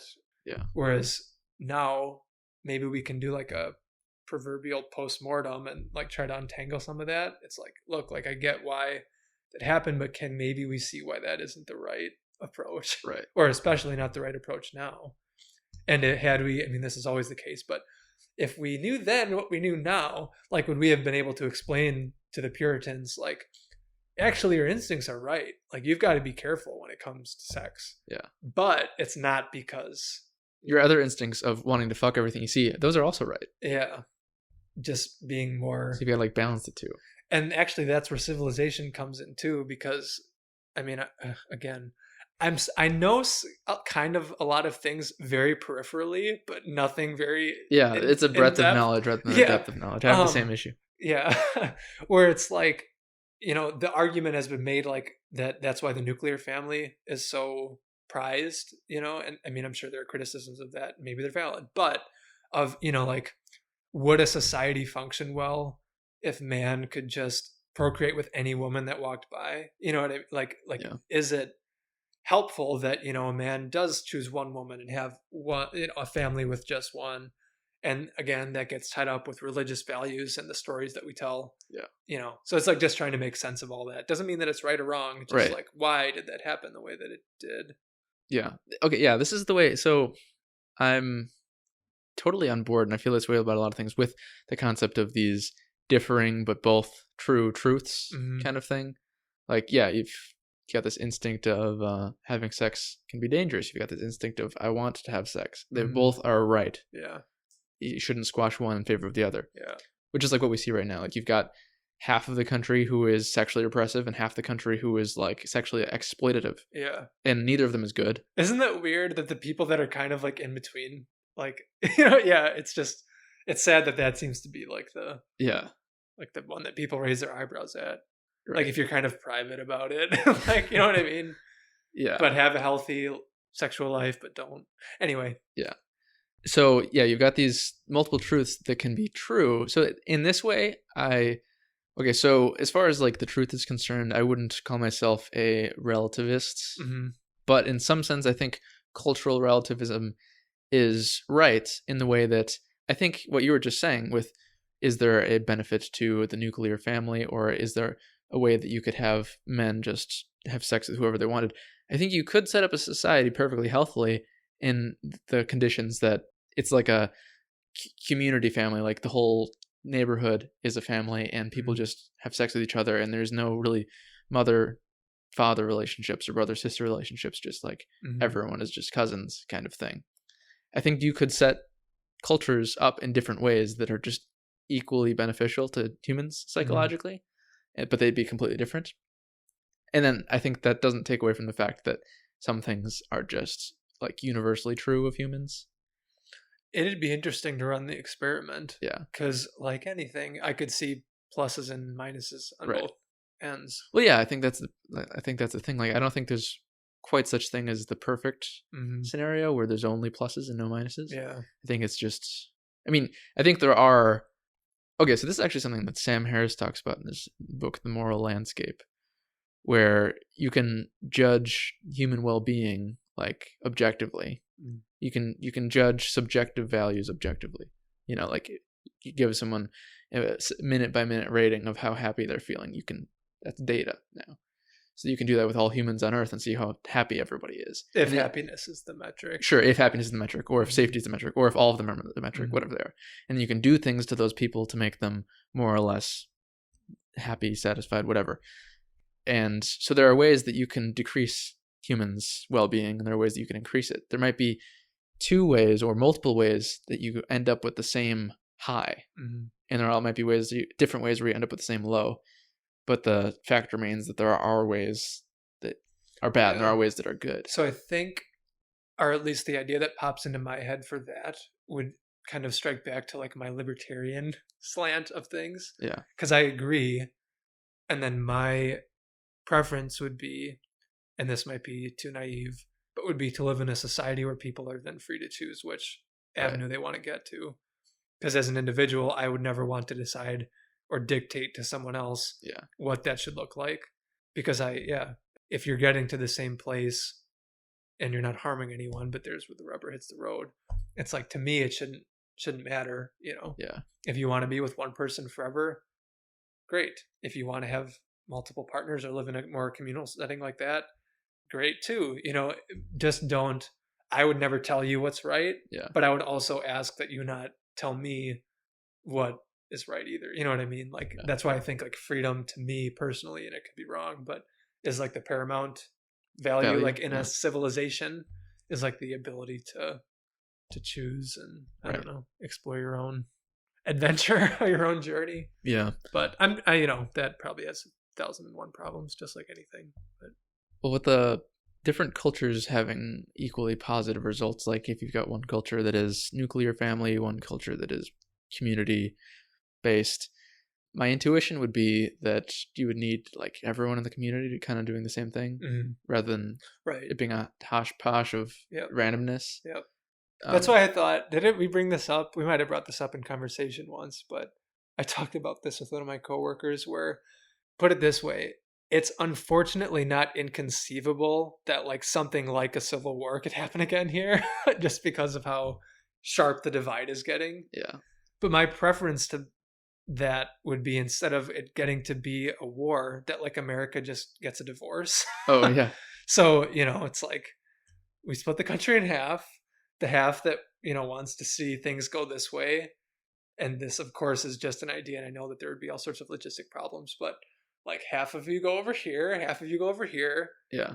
And let's see what happens, rather than like resorting to people killing each other. Right. It's like, I don't know. And then I just laugh, like, could that actually be done? Like, could a senator propose that like as a thing? Like, well, I mean, that's what they tried during the first Civil War, though. Is it? Well, they wanted to secede from the Union, remember? Right. So. But like physically move people so that everybody that thought these things were living in this area. Sure. Or, because I think you are right that does make a difference. And of course that would cause so many problems, because then different areas are good for different things. And the way that our country seems to be split up the most now in terms of like ideological things, I don't know what I'm saying, is by like rural and urban. Right. Is by like cities versus the country. So it's like you wouldn't be able to and that makes sense too with the different industries. Yeah. Because, it wouldn't really make sense to have like all, broad stroke liberal people go over there like to the west and then, to the east or vice versa, because, but anyway, the idea just was interesting because I'm like, there would be a way in theory without like straight up war that people could test out their different ideas, and then we'd be able to maybe find out if things, got better or worse under one version or the other. The difficult part about that though, to me, is like anything we've been talking about, you almost need both. Yeah. It's that thing of like, characteristically speaking, liberal-minded people are more open. Like they're the ones that can be the entrepreneurs. They're the ones that come up with the new ideas. They're the creative types. But then you also need the characteristically like conservative type people to like actually like run the businesses, because they're the ones that are good at, Yeah. Like some people are good at the idea generating. The other people are good at like running the things. And, the routine. Yeah.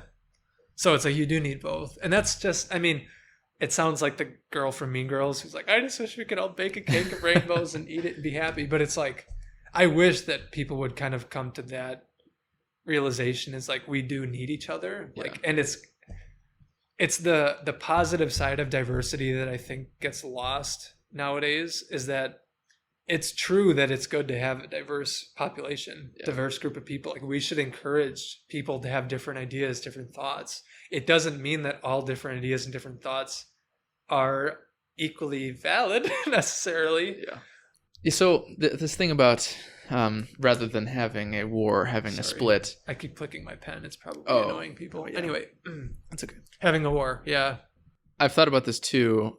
I wonder, would it have been better if, like, instead of actually going for the Civil War, if we would just allowed the South to secede and it's now its own country kind of thing. Because, they wanted slavery, which not good, but you would figure that every other country in the world was letting go of slavery. You would think maybe the South would too. Yeah. And then we wouldn't have had the gigantic bloodbath that was the Civil War. Yeah. And by now we just have two different countries that are different.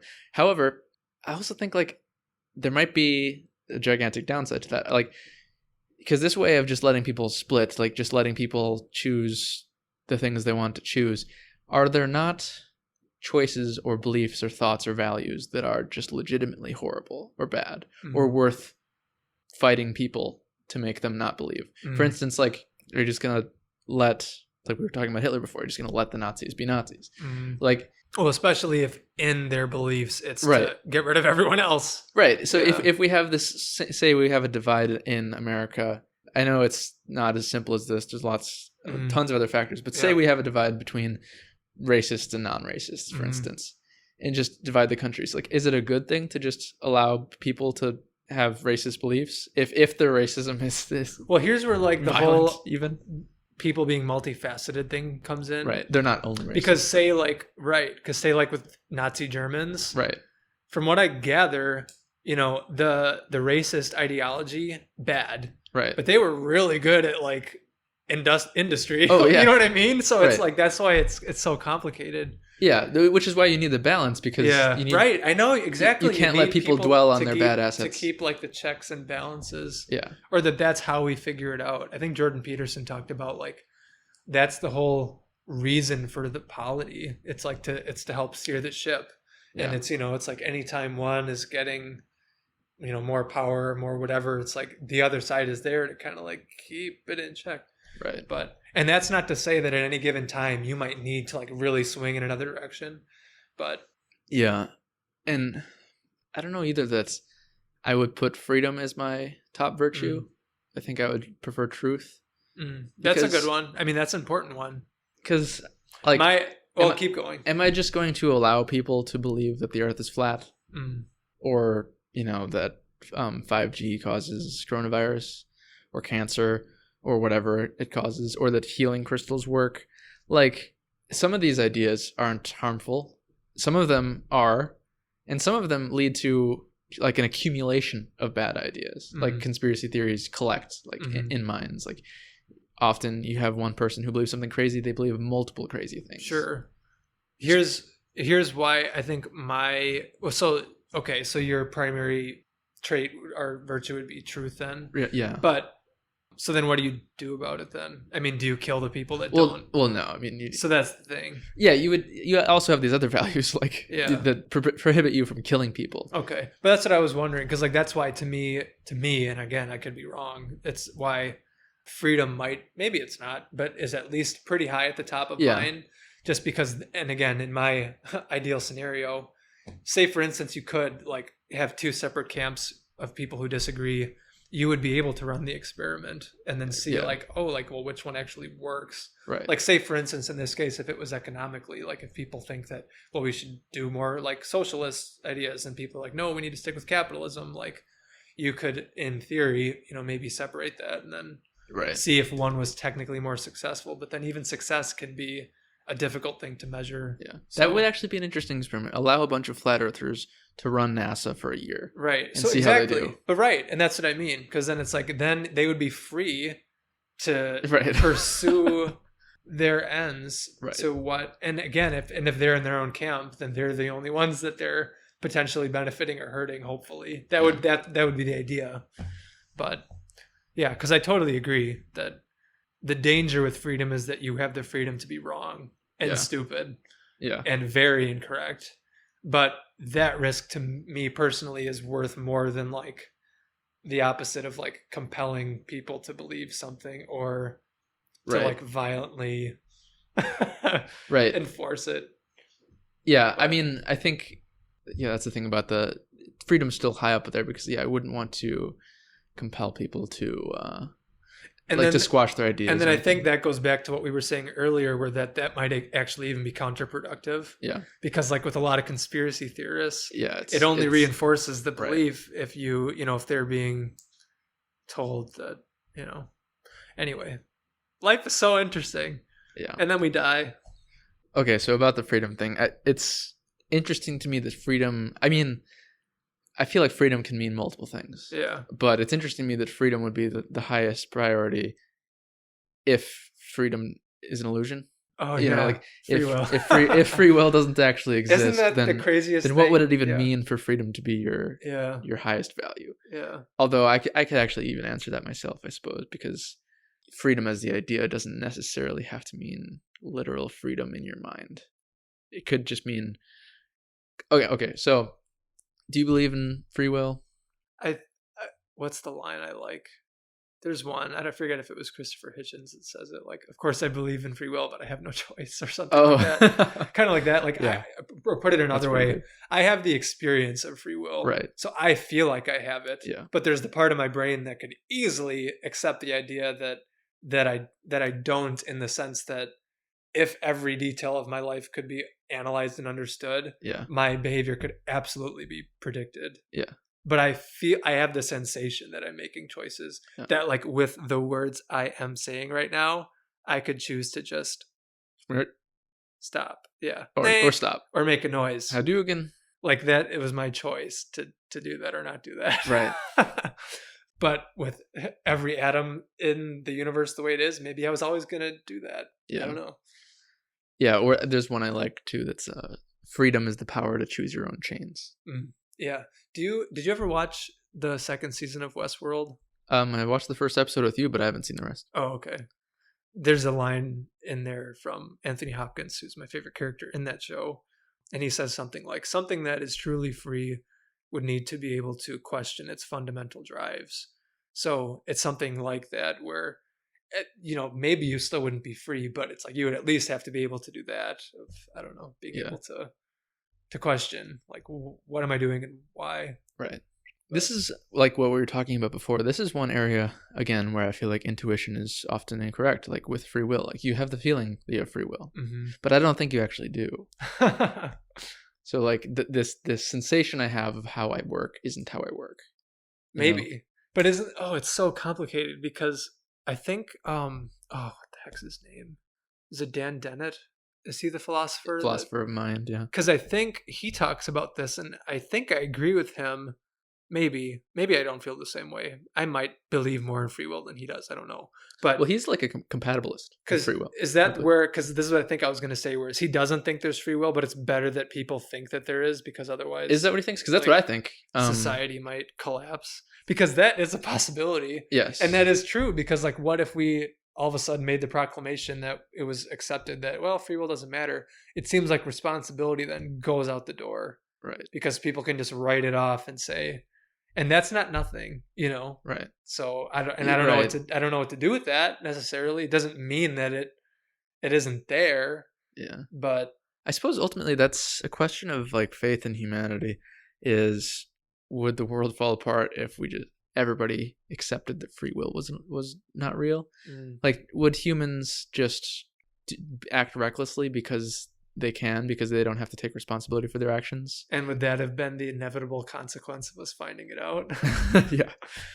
But like, I mean, are humans intelligent and responsible and compassionate enough to each other that they would still just, carry on being good people, or as good as people as they already are, with the knowledge that free will doesn't exist, or likely doesn't exist? Yeah. I think I'm self-aware about this, but I'm partial to being on the side of free will and intuition and all that jazz, because I enjoy it so much. Okay. But I'm aware that doesn't mean that it's necessarily right. Doesn't mean that it's wrong, but I think free will is probably a necessary illusion, which raises the question, why am I talking about it? Well, that's the question, right? Because if it is an illusion, then, well, I don't know. It's hard. Yeah. It's a hard one. But yeah, so compatibilism, though, I mean, I guess that could be a form of it, but I think typically it's... Yeah, tell me. I don't know. Maybe I don't know. Because there's complete, like, what's the word? Existentialist. Okay, yeah. Oh, I like the existentialist, I think. Right. Okay, so there's pure, like, existentialist free will, which is a completely non-determinist view of reality, which is where everybody is their own agent and things happen because of human will, and anything could happen. And then you've got the other complete opposite end of the spectrum, which is determinism, hard determinism, which is what we were talking about, where if you could measure every piece of data, every little particle, you could completely predict the rest of time. And then you've got a soft determinism, which is like compatibilism, which is saying that like there is a certain amount of determinism in the world, but there is also a certain amount of freedom of will that exists. Maybe I'd fall in that camp. And I don't know why this hadn't occurred to me before you were just talking about it now. And this ties back into the three-body problem. The element of humanity, or at least my individualness, my individuality, that makes it unique is that I have like this inner monologue, or these inner voices, or these inner thoughts. Right. Yeah. With every single data or piece of data that you could measure in the universe, how do you measure that? Can you? Well, I mean, I feel like it would be an impossible task. Right. So then maybe that's where I don't know, that's where I'm not full on that we don't have free will, is that because like maybe there is the divine spark. Yeah.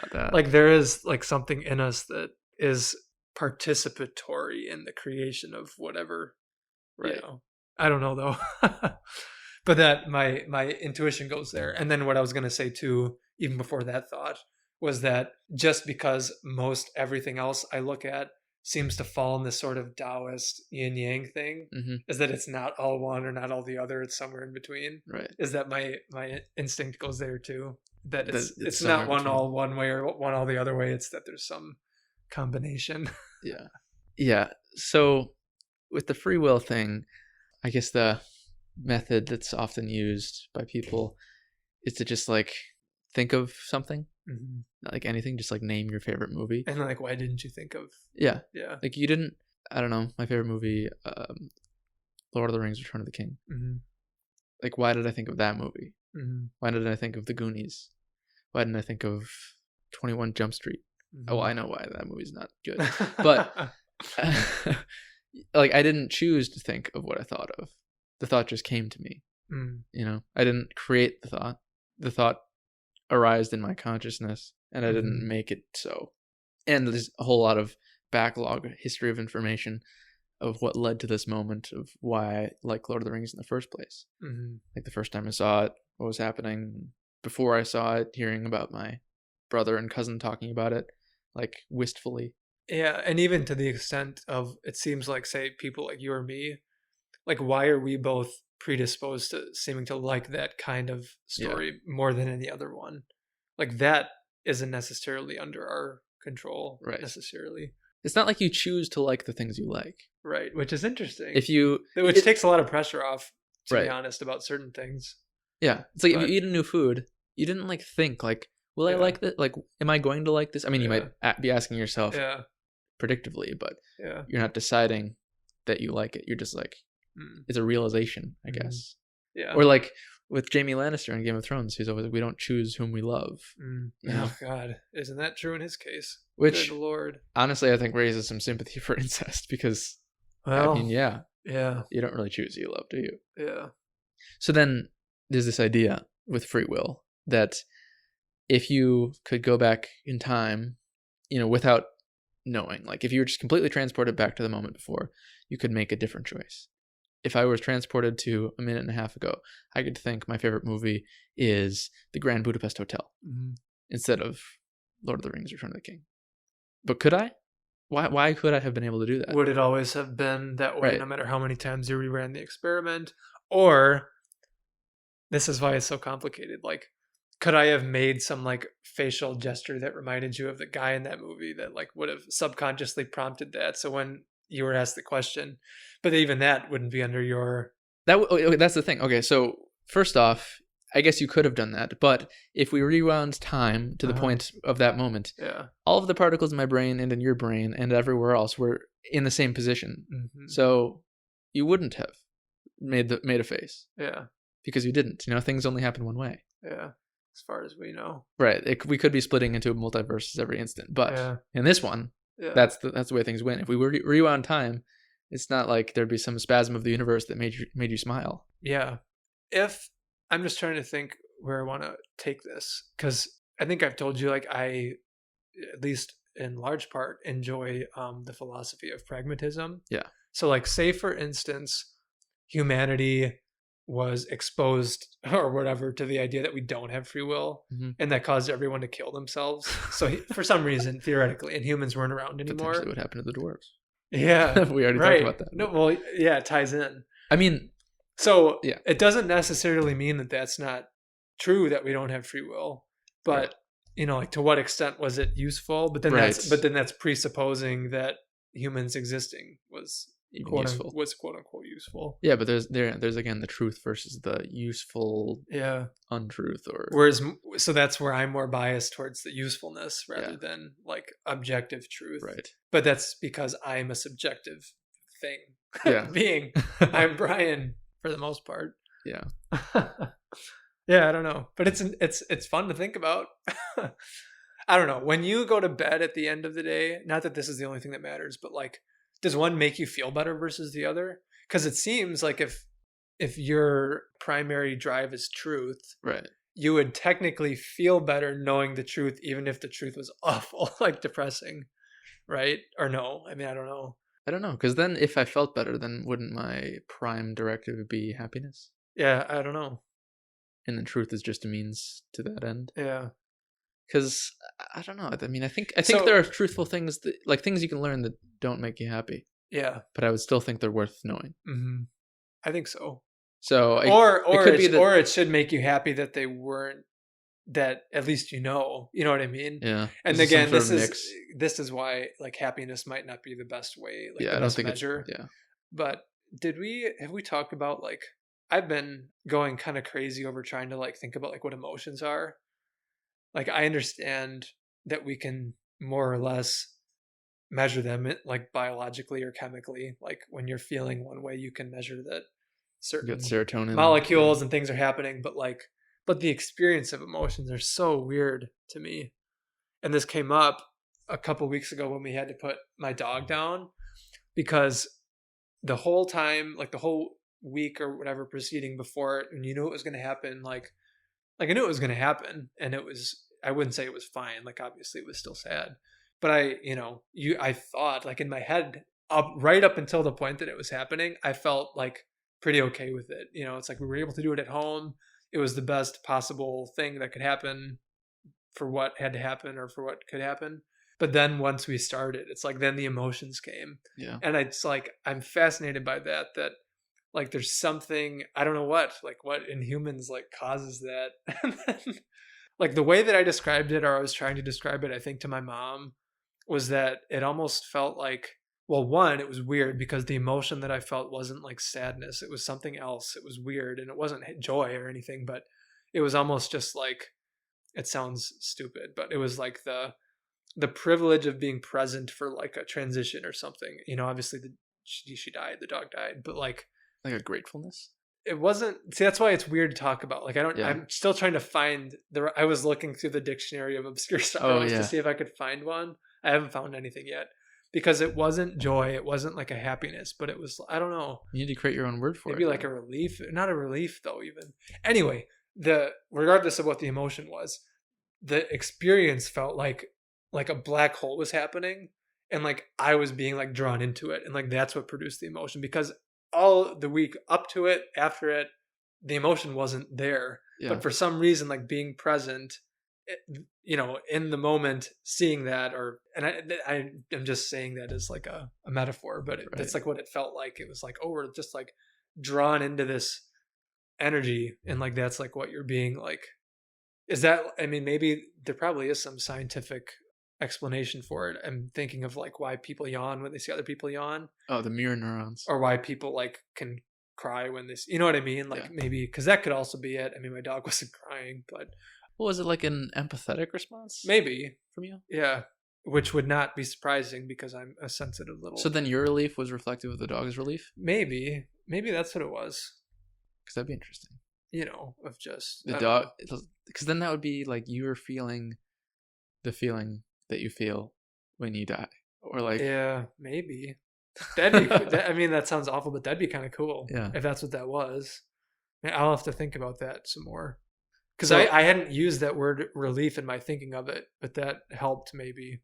Yeah, because then like you said, maybe that's what it was. It was like an empathetic response to what the dog was going through. Yeah, because I'll tell you, I appreciate why it's not legal at this point, but my dad and I, after that happened, because the vet came to the house because of COVID and everything, and was able to do it at the dog's favorite spot on the couch, and she just went so peacefully. And my dad and I, after she left, were like, where can we sign up for this? Like, if there's a way to go, like, oh God, just It was anyway, but yeah, I guess if I could die like that, I'd be listening to Howard Shore, right. like Me the too. Yeah. Lord of the Rings soundtrack. Yeah. And that's what I thought of too. I'm like, if there's a way to go like that, you could do worse than that. So when you brought up emotions, though, my mind went somewhere else. Oh God. All right. Where'd it go?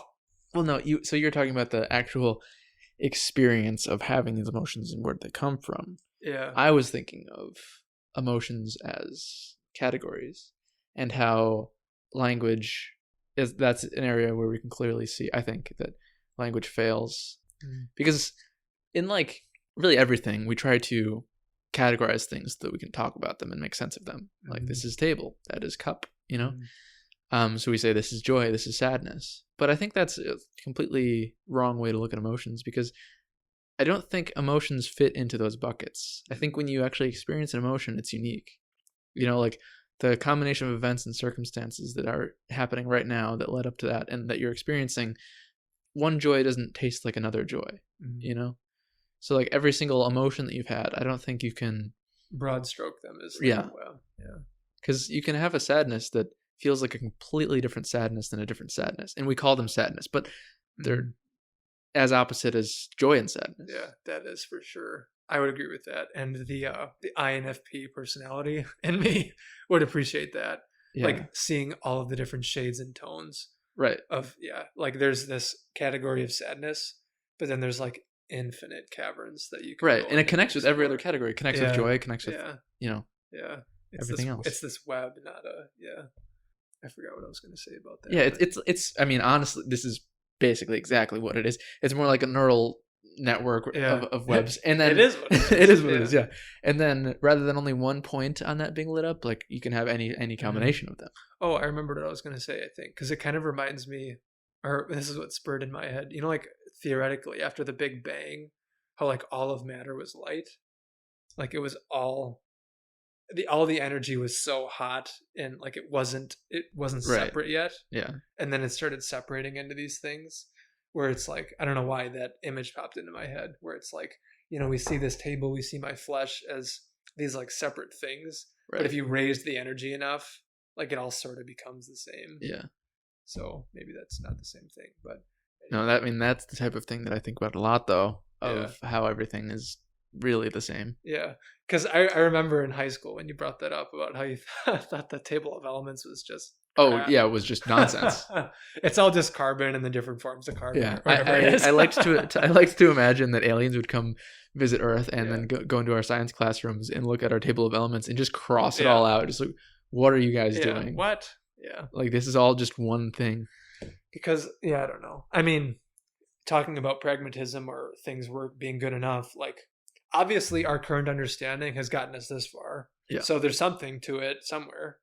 But my primate brain cannot wrap my head around the fact that there are these subatomic particles and that when one little electron, like it's the number of electrons and protons and things like that changes, and like how it manifests itself in the macro world like changes the substance. Like it's just what? Like what? Yeah, you push an electron up one layer and all of a sudden it's a different thing. It's entirely. A different element. Yeah. And then the combinations of the elements and the molecules create, I mean, like it's amazing, but like what? Although really, I don't know. I guess if you push an element or an electron up one layer, it doesn't matter. It only matters when, you know, you got millions of electrons linked up to each other. Yeah. Millions of atoms linked up to each other, and then they visibly form a table. Yeah. Rather than one. If you change one thing, really, it doesn't make a difference. It's way above my head. Tell you that much, or below. I guess. I wonder that about a lot, and I think we had a conversation about this like years ago, just about like generalizations and categories of things, and how I don't know if it's ultimately all that helpful. It's like you said, it's leading us to discover new things about the world, which I think is good. But at the same time, I think the further we go down the path of categorizations and like making things different in our minds, I think that might be like stunting us or making us, it's got this like paradoxical way of getting us closer to reality because we're understanding things about it better, but also taking us further away from reality. Right. Because in reality, everything is just the same thing. Like you're zooming in on something, Yeah. And you're finding out way more about that thing, but you're losing the context Right. of like where it fits in the whole thing, which is ultimately maybe like you're the same missing thing anyway. the forest for the trees, but you know a whole lot about that tree. Yeah. And it's like, it seems like it's impossible to hold both things in your mind at once, like the entire forest and the minute details of the tree at the same time. Yeah. Both are true, both are real. Yeah. Maybe that's when Kim comes into play, and Yeah. I don't know. It would be, and I don't even know what it would look like, or maybe I do, because it just, that thought popped into my head of like finding that out when you die. And like people imagine, like, wouldn't it be nice that you like transform into this other thing, and then it's like, oh, now I have this understanding, but maybe you just die, and like that's the point. It's like, oh, like this all is the same. Right. I don't know. Yeah, this is one of those things that it's hard to talk about without sounding like a crazy person. I preface most conversations I have with people with that, so don't worry about it. Like, oh, and for an understanding of Kim, I guess listen to episode 2 because we talked about that. Oh yeah. But that thing you mentioned about if we find out that free will doesn't exist, we all kill ourselves potentially. I was thinking with the Elder Scrolls, the dwarves, and achieving Kim, or understanding that they are actually inside of a video game, or maybe not exactly that, but a dream, or that they aren't actually real. They all disappeared. I mean, maybe they did just literally kill themselves, but then I wonder, why is there in the games you would then have some dwarf bodies in the ground that are 1,000 years old. I always thought, I mean, and who knows, maybe it's just not a fleshed out enough piece of lore in that universe, but it is interesting to me that, like, I'm trying to think how this would still be interesting, like in translating it to the quote unquote real world, of that could happen, but their remnants are still around. Like they're gone, but their mark is still on the world, like the things that they built and their inventions. Like that to me is fascinating, that it's like them that went away. Yeah. But the things, I mean, in that sense, then they were real. Right. That's what, because like, wouldn't you think that if they blipped out, then everything that, I don't know. I could spend forever thinking about that though. I mean, in the same way, like generalizing it too, it's like your life, you are only here for a short while on Earth. You got your lifetime and then you're just gone. But the things that you made remain. Mm-hmm. Like your children, or, a book you wrote or whatnot. So it's like, maybe even if you're not real, the things that you made become real. Yeah. Isn't that, it's funny. It's kind of encouraging too. Like it's kind of hopeful. Although, I don't know, that kind of depresses me at the same time. Because, like everything. Yeah. But it's like this striving that I feel like every human, especially males, have had throughout history of leaving their mark, or wanting to be immortal, at least conceptually, like wanting to do something that the rest of humans for all time will know that you did. I don't know, it's kind of like a sad, futile striving that you could probably not worry about and be happier for. It's the wisdom, I think, or that I find, like in the Buddhist tradition, of like finding eternity in the now. Yeah. And like that being enough. And just, I don't know, having sort of like a cosmic humor about everything. Like just kind of finding it.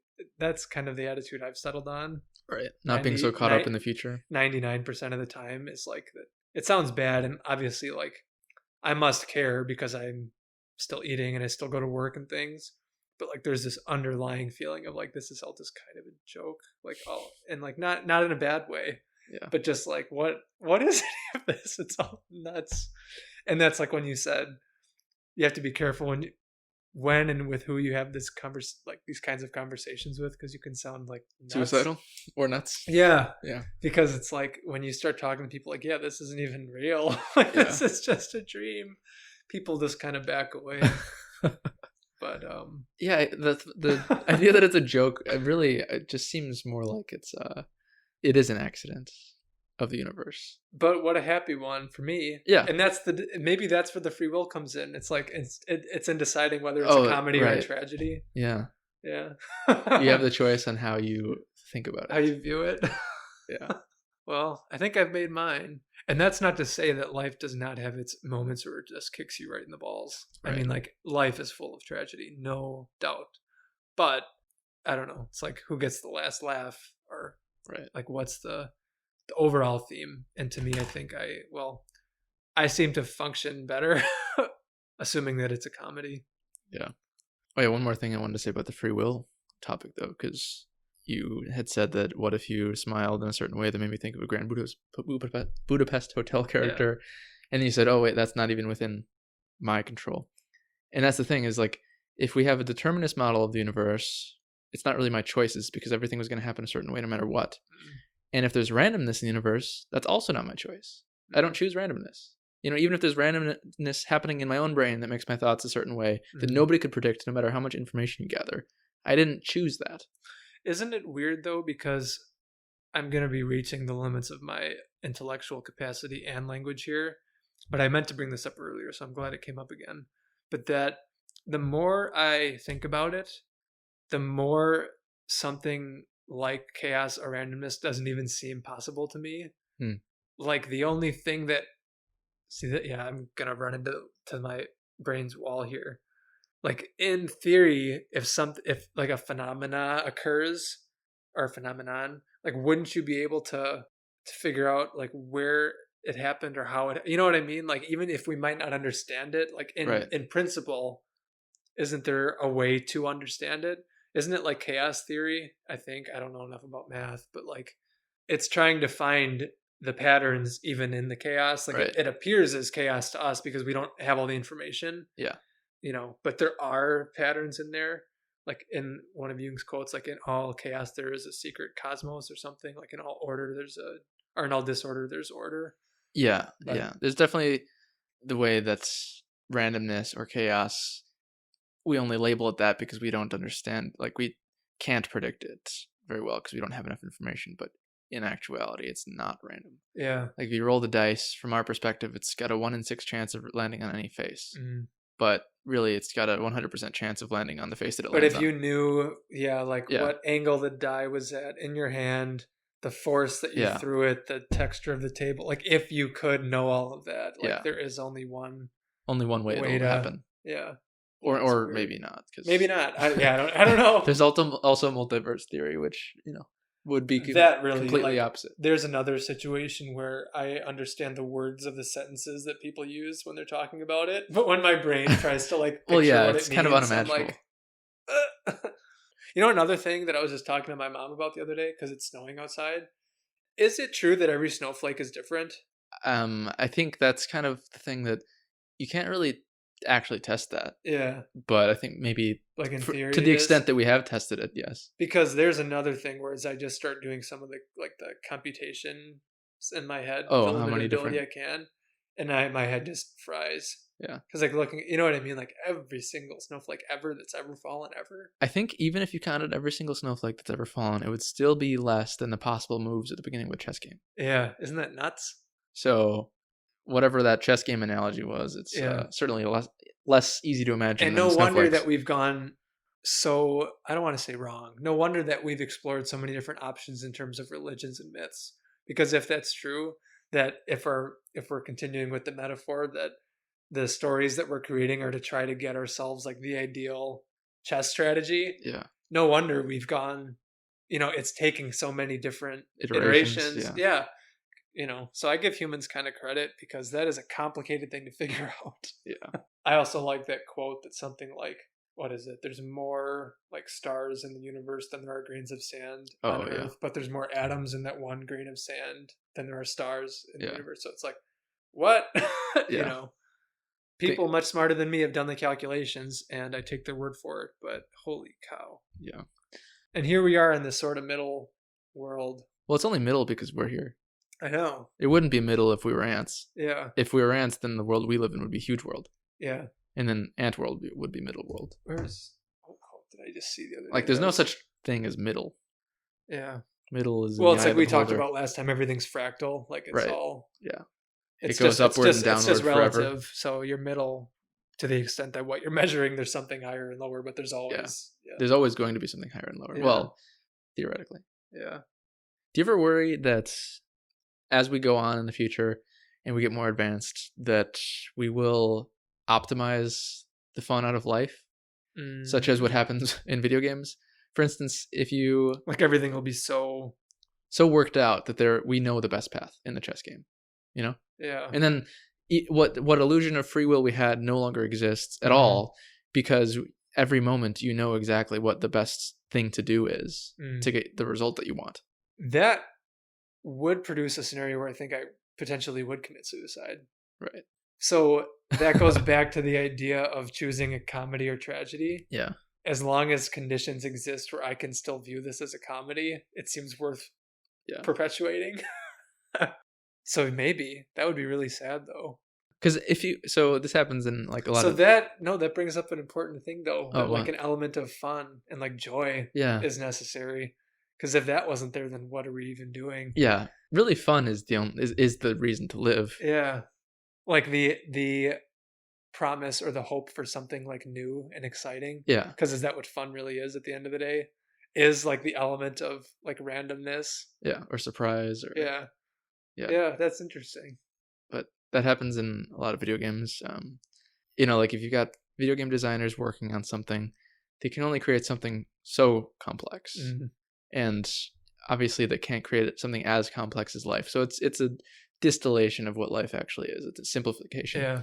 So then you've got the players working on it, and they can run simulations, or they can do the math and find out like what the best character build is in an RPG. And they find out like this is mathematically the best one. So like they post that online, and everybody who wants like the optimal power experience in the game will choose that cookie cutter path on character customization. Which means there's really no character customization at all anymore. Unless you purposefully make yourself have a less optimal gameplay just for fun. So then it gives you the choice between best and freedom. Yeah. Or then, like we were saying earlier, do you become the villain and just do the contrary thing just to do it? Yeah. So it seems like in that scenario that like whenever you choose freedom, you're like by definition choosing suboptimal. Because anytime that you find out what the best path is, you're no longer free. What were you going to say? I don't remember. What were we talking about? Video games? Well, I found the quote I was going to say earlier. It reminded me just because of the, no matter how many levels you go up or down, there was something that says, we are the gods of the atoms that make up ourselves, but we are also the atoms of the gods that make up the universe. And I can say that to you because you know what I mean. But I like that. It's like there's these little tiny subatomic things, and it's so weird. Like we're composed of them and we're doing things with them. So it's like I'm the alpha and the omega as far as the atoms are concerned, as far as I'm here. But see, that's the weird thing though, is that the atoms are going to outlast me. Right. Like I'm only this temporary body. You're only one version of them. Yeah. I don't know. I just like the quote though, because it got me like, yeah.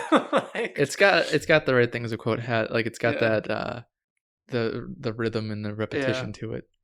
So in terms of talking about like an optimal way of living or playing a video game or whatever it is, and then also tying in the idea that like there has to be an element of fun or surprise, but then like does it say anything that I will gladly read the same books and movies over and over again, even though I know it's going to happen? Yeah. And is there still an element of change because I've changed and I'm seeing them now? Like, is that the thing that's changing maybe? Like, even though the story or the medium is the same, like I maybe have changed since the last time?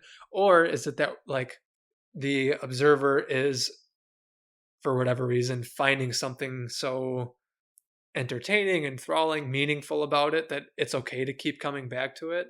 I think both. And another thing. Okay. Or that we forget. That's why I wrote down forget. Yes, and it's like, and so then is there some element of success or like necessity of living with forgetting? Like, is forgetting like a real gift? That's interesting. That makes me think of Tolkien's gift of death to men. Or like, in Lord of the Rings. Yes, I think, because I find that interesting too, because it can't only be about surprise or newness. If that's what fun is, because fun could be multifaceted, I guess. It could be more than just newness. And fun can be like continuing something. Yeah. Because I like to reread books or rewatch movies. There are certain movies I would like to watch every year. Yeah, it's true that I, in that year, have probably changed, but maybe not all that much in a year. And it's also true that you find things that you maybe didn't ever see before in that. Like the second time you watch a movie, you're going to notice things you didn't see the first time. Maybe that's less true as you continue to watch it. But then also as you age and stuff, you do forget. So it's nice to be reminded or to, in a small way, experience things for the first time again because you forgot them. Yeah. for a fourth factor, there's like that sense of comfort as well, being met again with something you know so well. Right, that's what I meant, or what I was trying to say earlier. Like, yeah, re-experiencing something, or like familiarity. Yeah. Yeah, like being at home, or like whatever that means. Yeah. You know, or things that feel right. Like you've so connected with something that it's like familiar and isn't that weird? Because like I'll definitely get that way with certain either movies or books, but even just like pictures or like aesthetics. Yeah. Like there are just certain things that I see that just so like hit you, and it's like, what? Why? Like, what is that? But I would never get tired of it. Yeah. I don't think, or at least the experience that I'm having is I could never get tired of this, but maybe I would. But it doesn't feel like it. Yeah. I think you would, but not within your lifetime. Yeah. If eternity existed, you'd probably get sick of it. And that makes me think once again of the death, because in the Silmarillion / Lord of the Rings and all that, in Tolkien's mythology, God, Ilúvatar, created the firstborn, elves, but they weren't his favorites. His favorites were the men, and the elves he gifted with unending life. And even though they can be killed, they actually reincarnate. And even when they are killed, then they go to this... The Undying Lands. Yeah, the Undying... Yeah, the Valinor, and they go to the Halls of Waiting to be... If they want to be, they can be rebirthed. Their spirits can go back to Middle-earth and be rebodified. Humans, though, actually die, and then they have no sensation at all until the end of times. Like the elves, they die, and then their spirits get to live on in Valinor, where men is just, nothingness. Well, that doesn't really even mean anything, but in this case, we can presume that it does. Nothingness until the point of complete finale on the universe, because C.S. Lewis and J.R.R. Tolkien both like to have finales to the universes, much like Christianity, I guess. But yeah, there's something in like the human psyche that wants to finish something or whatever. I mean, maybe it's the Ouroboros, which is one of my favorite symbols. It's just the... Well, wouldn't the Ouroboros be the opposite of that, though? Well, it'd be like the cycle. So like maybe there is a finale, but... And then it starts again? Yeah. Yeah, that's like the Norse way of looking at it, where Ragnarok isn't the end. It's just the starting of a new cycle. Yeah. I think the Elder Scrolls has terms for that too, like Kelper or something. Yeah, so anyway, Tolkien wrote it such that the gift of death is supposed to be actually truly a gift. Like, it's supposed to be a good thing that even the elves become kind of a little bit envious of, because like some elves get sick of living forever and they just choose to sail off, to the west, go to the spirit world. But the men, they don't have to stick around; they just die. And apparently, that's what makes them full of passion and full of haste, and the joy of life really is the fact that it's temporary.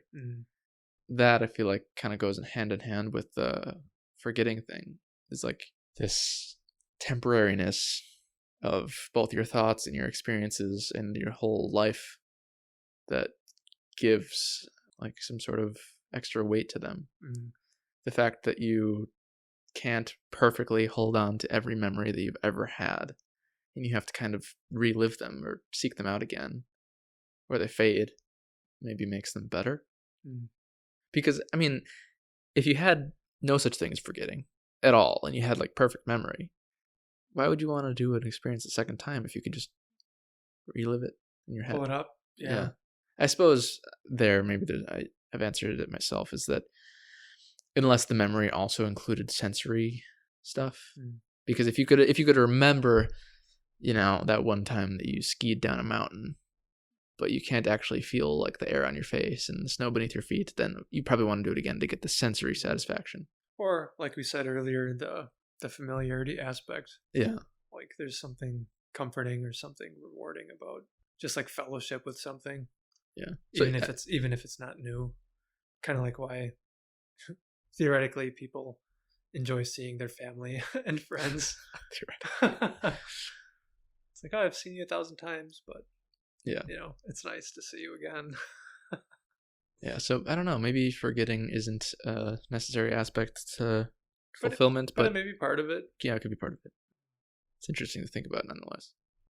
Well, I think that about does it for this episode of the Regular People Podcast. Do you have any last words before your inevitable demise? Do you know about it?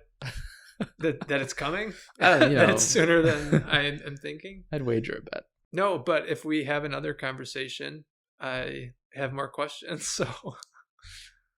So yeah. No, I think this was good. Yeah.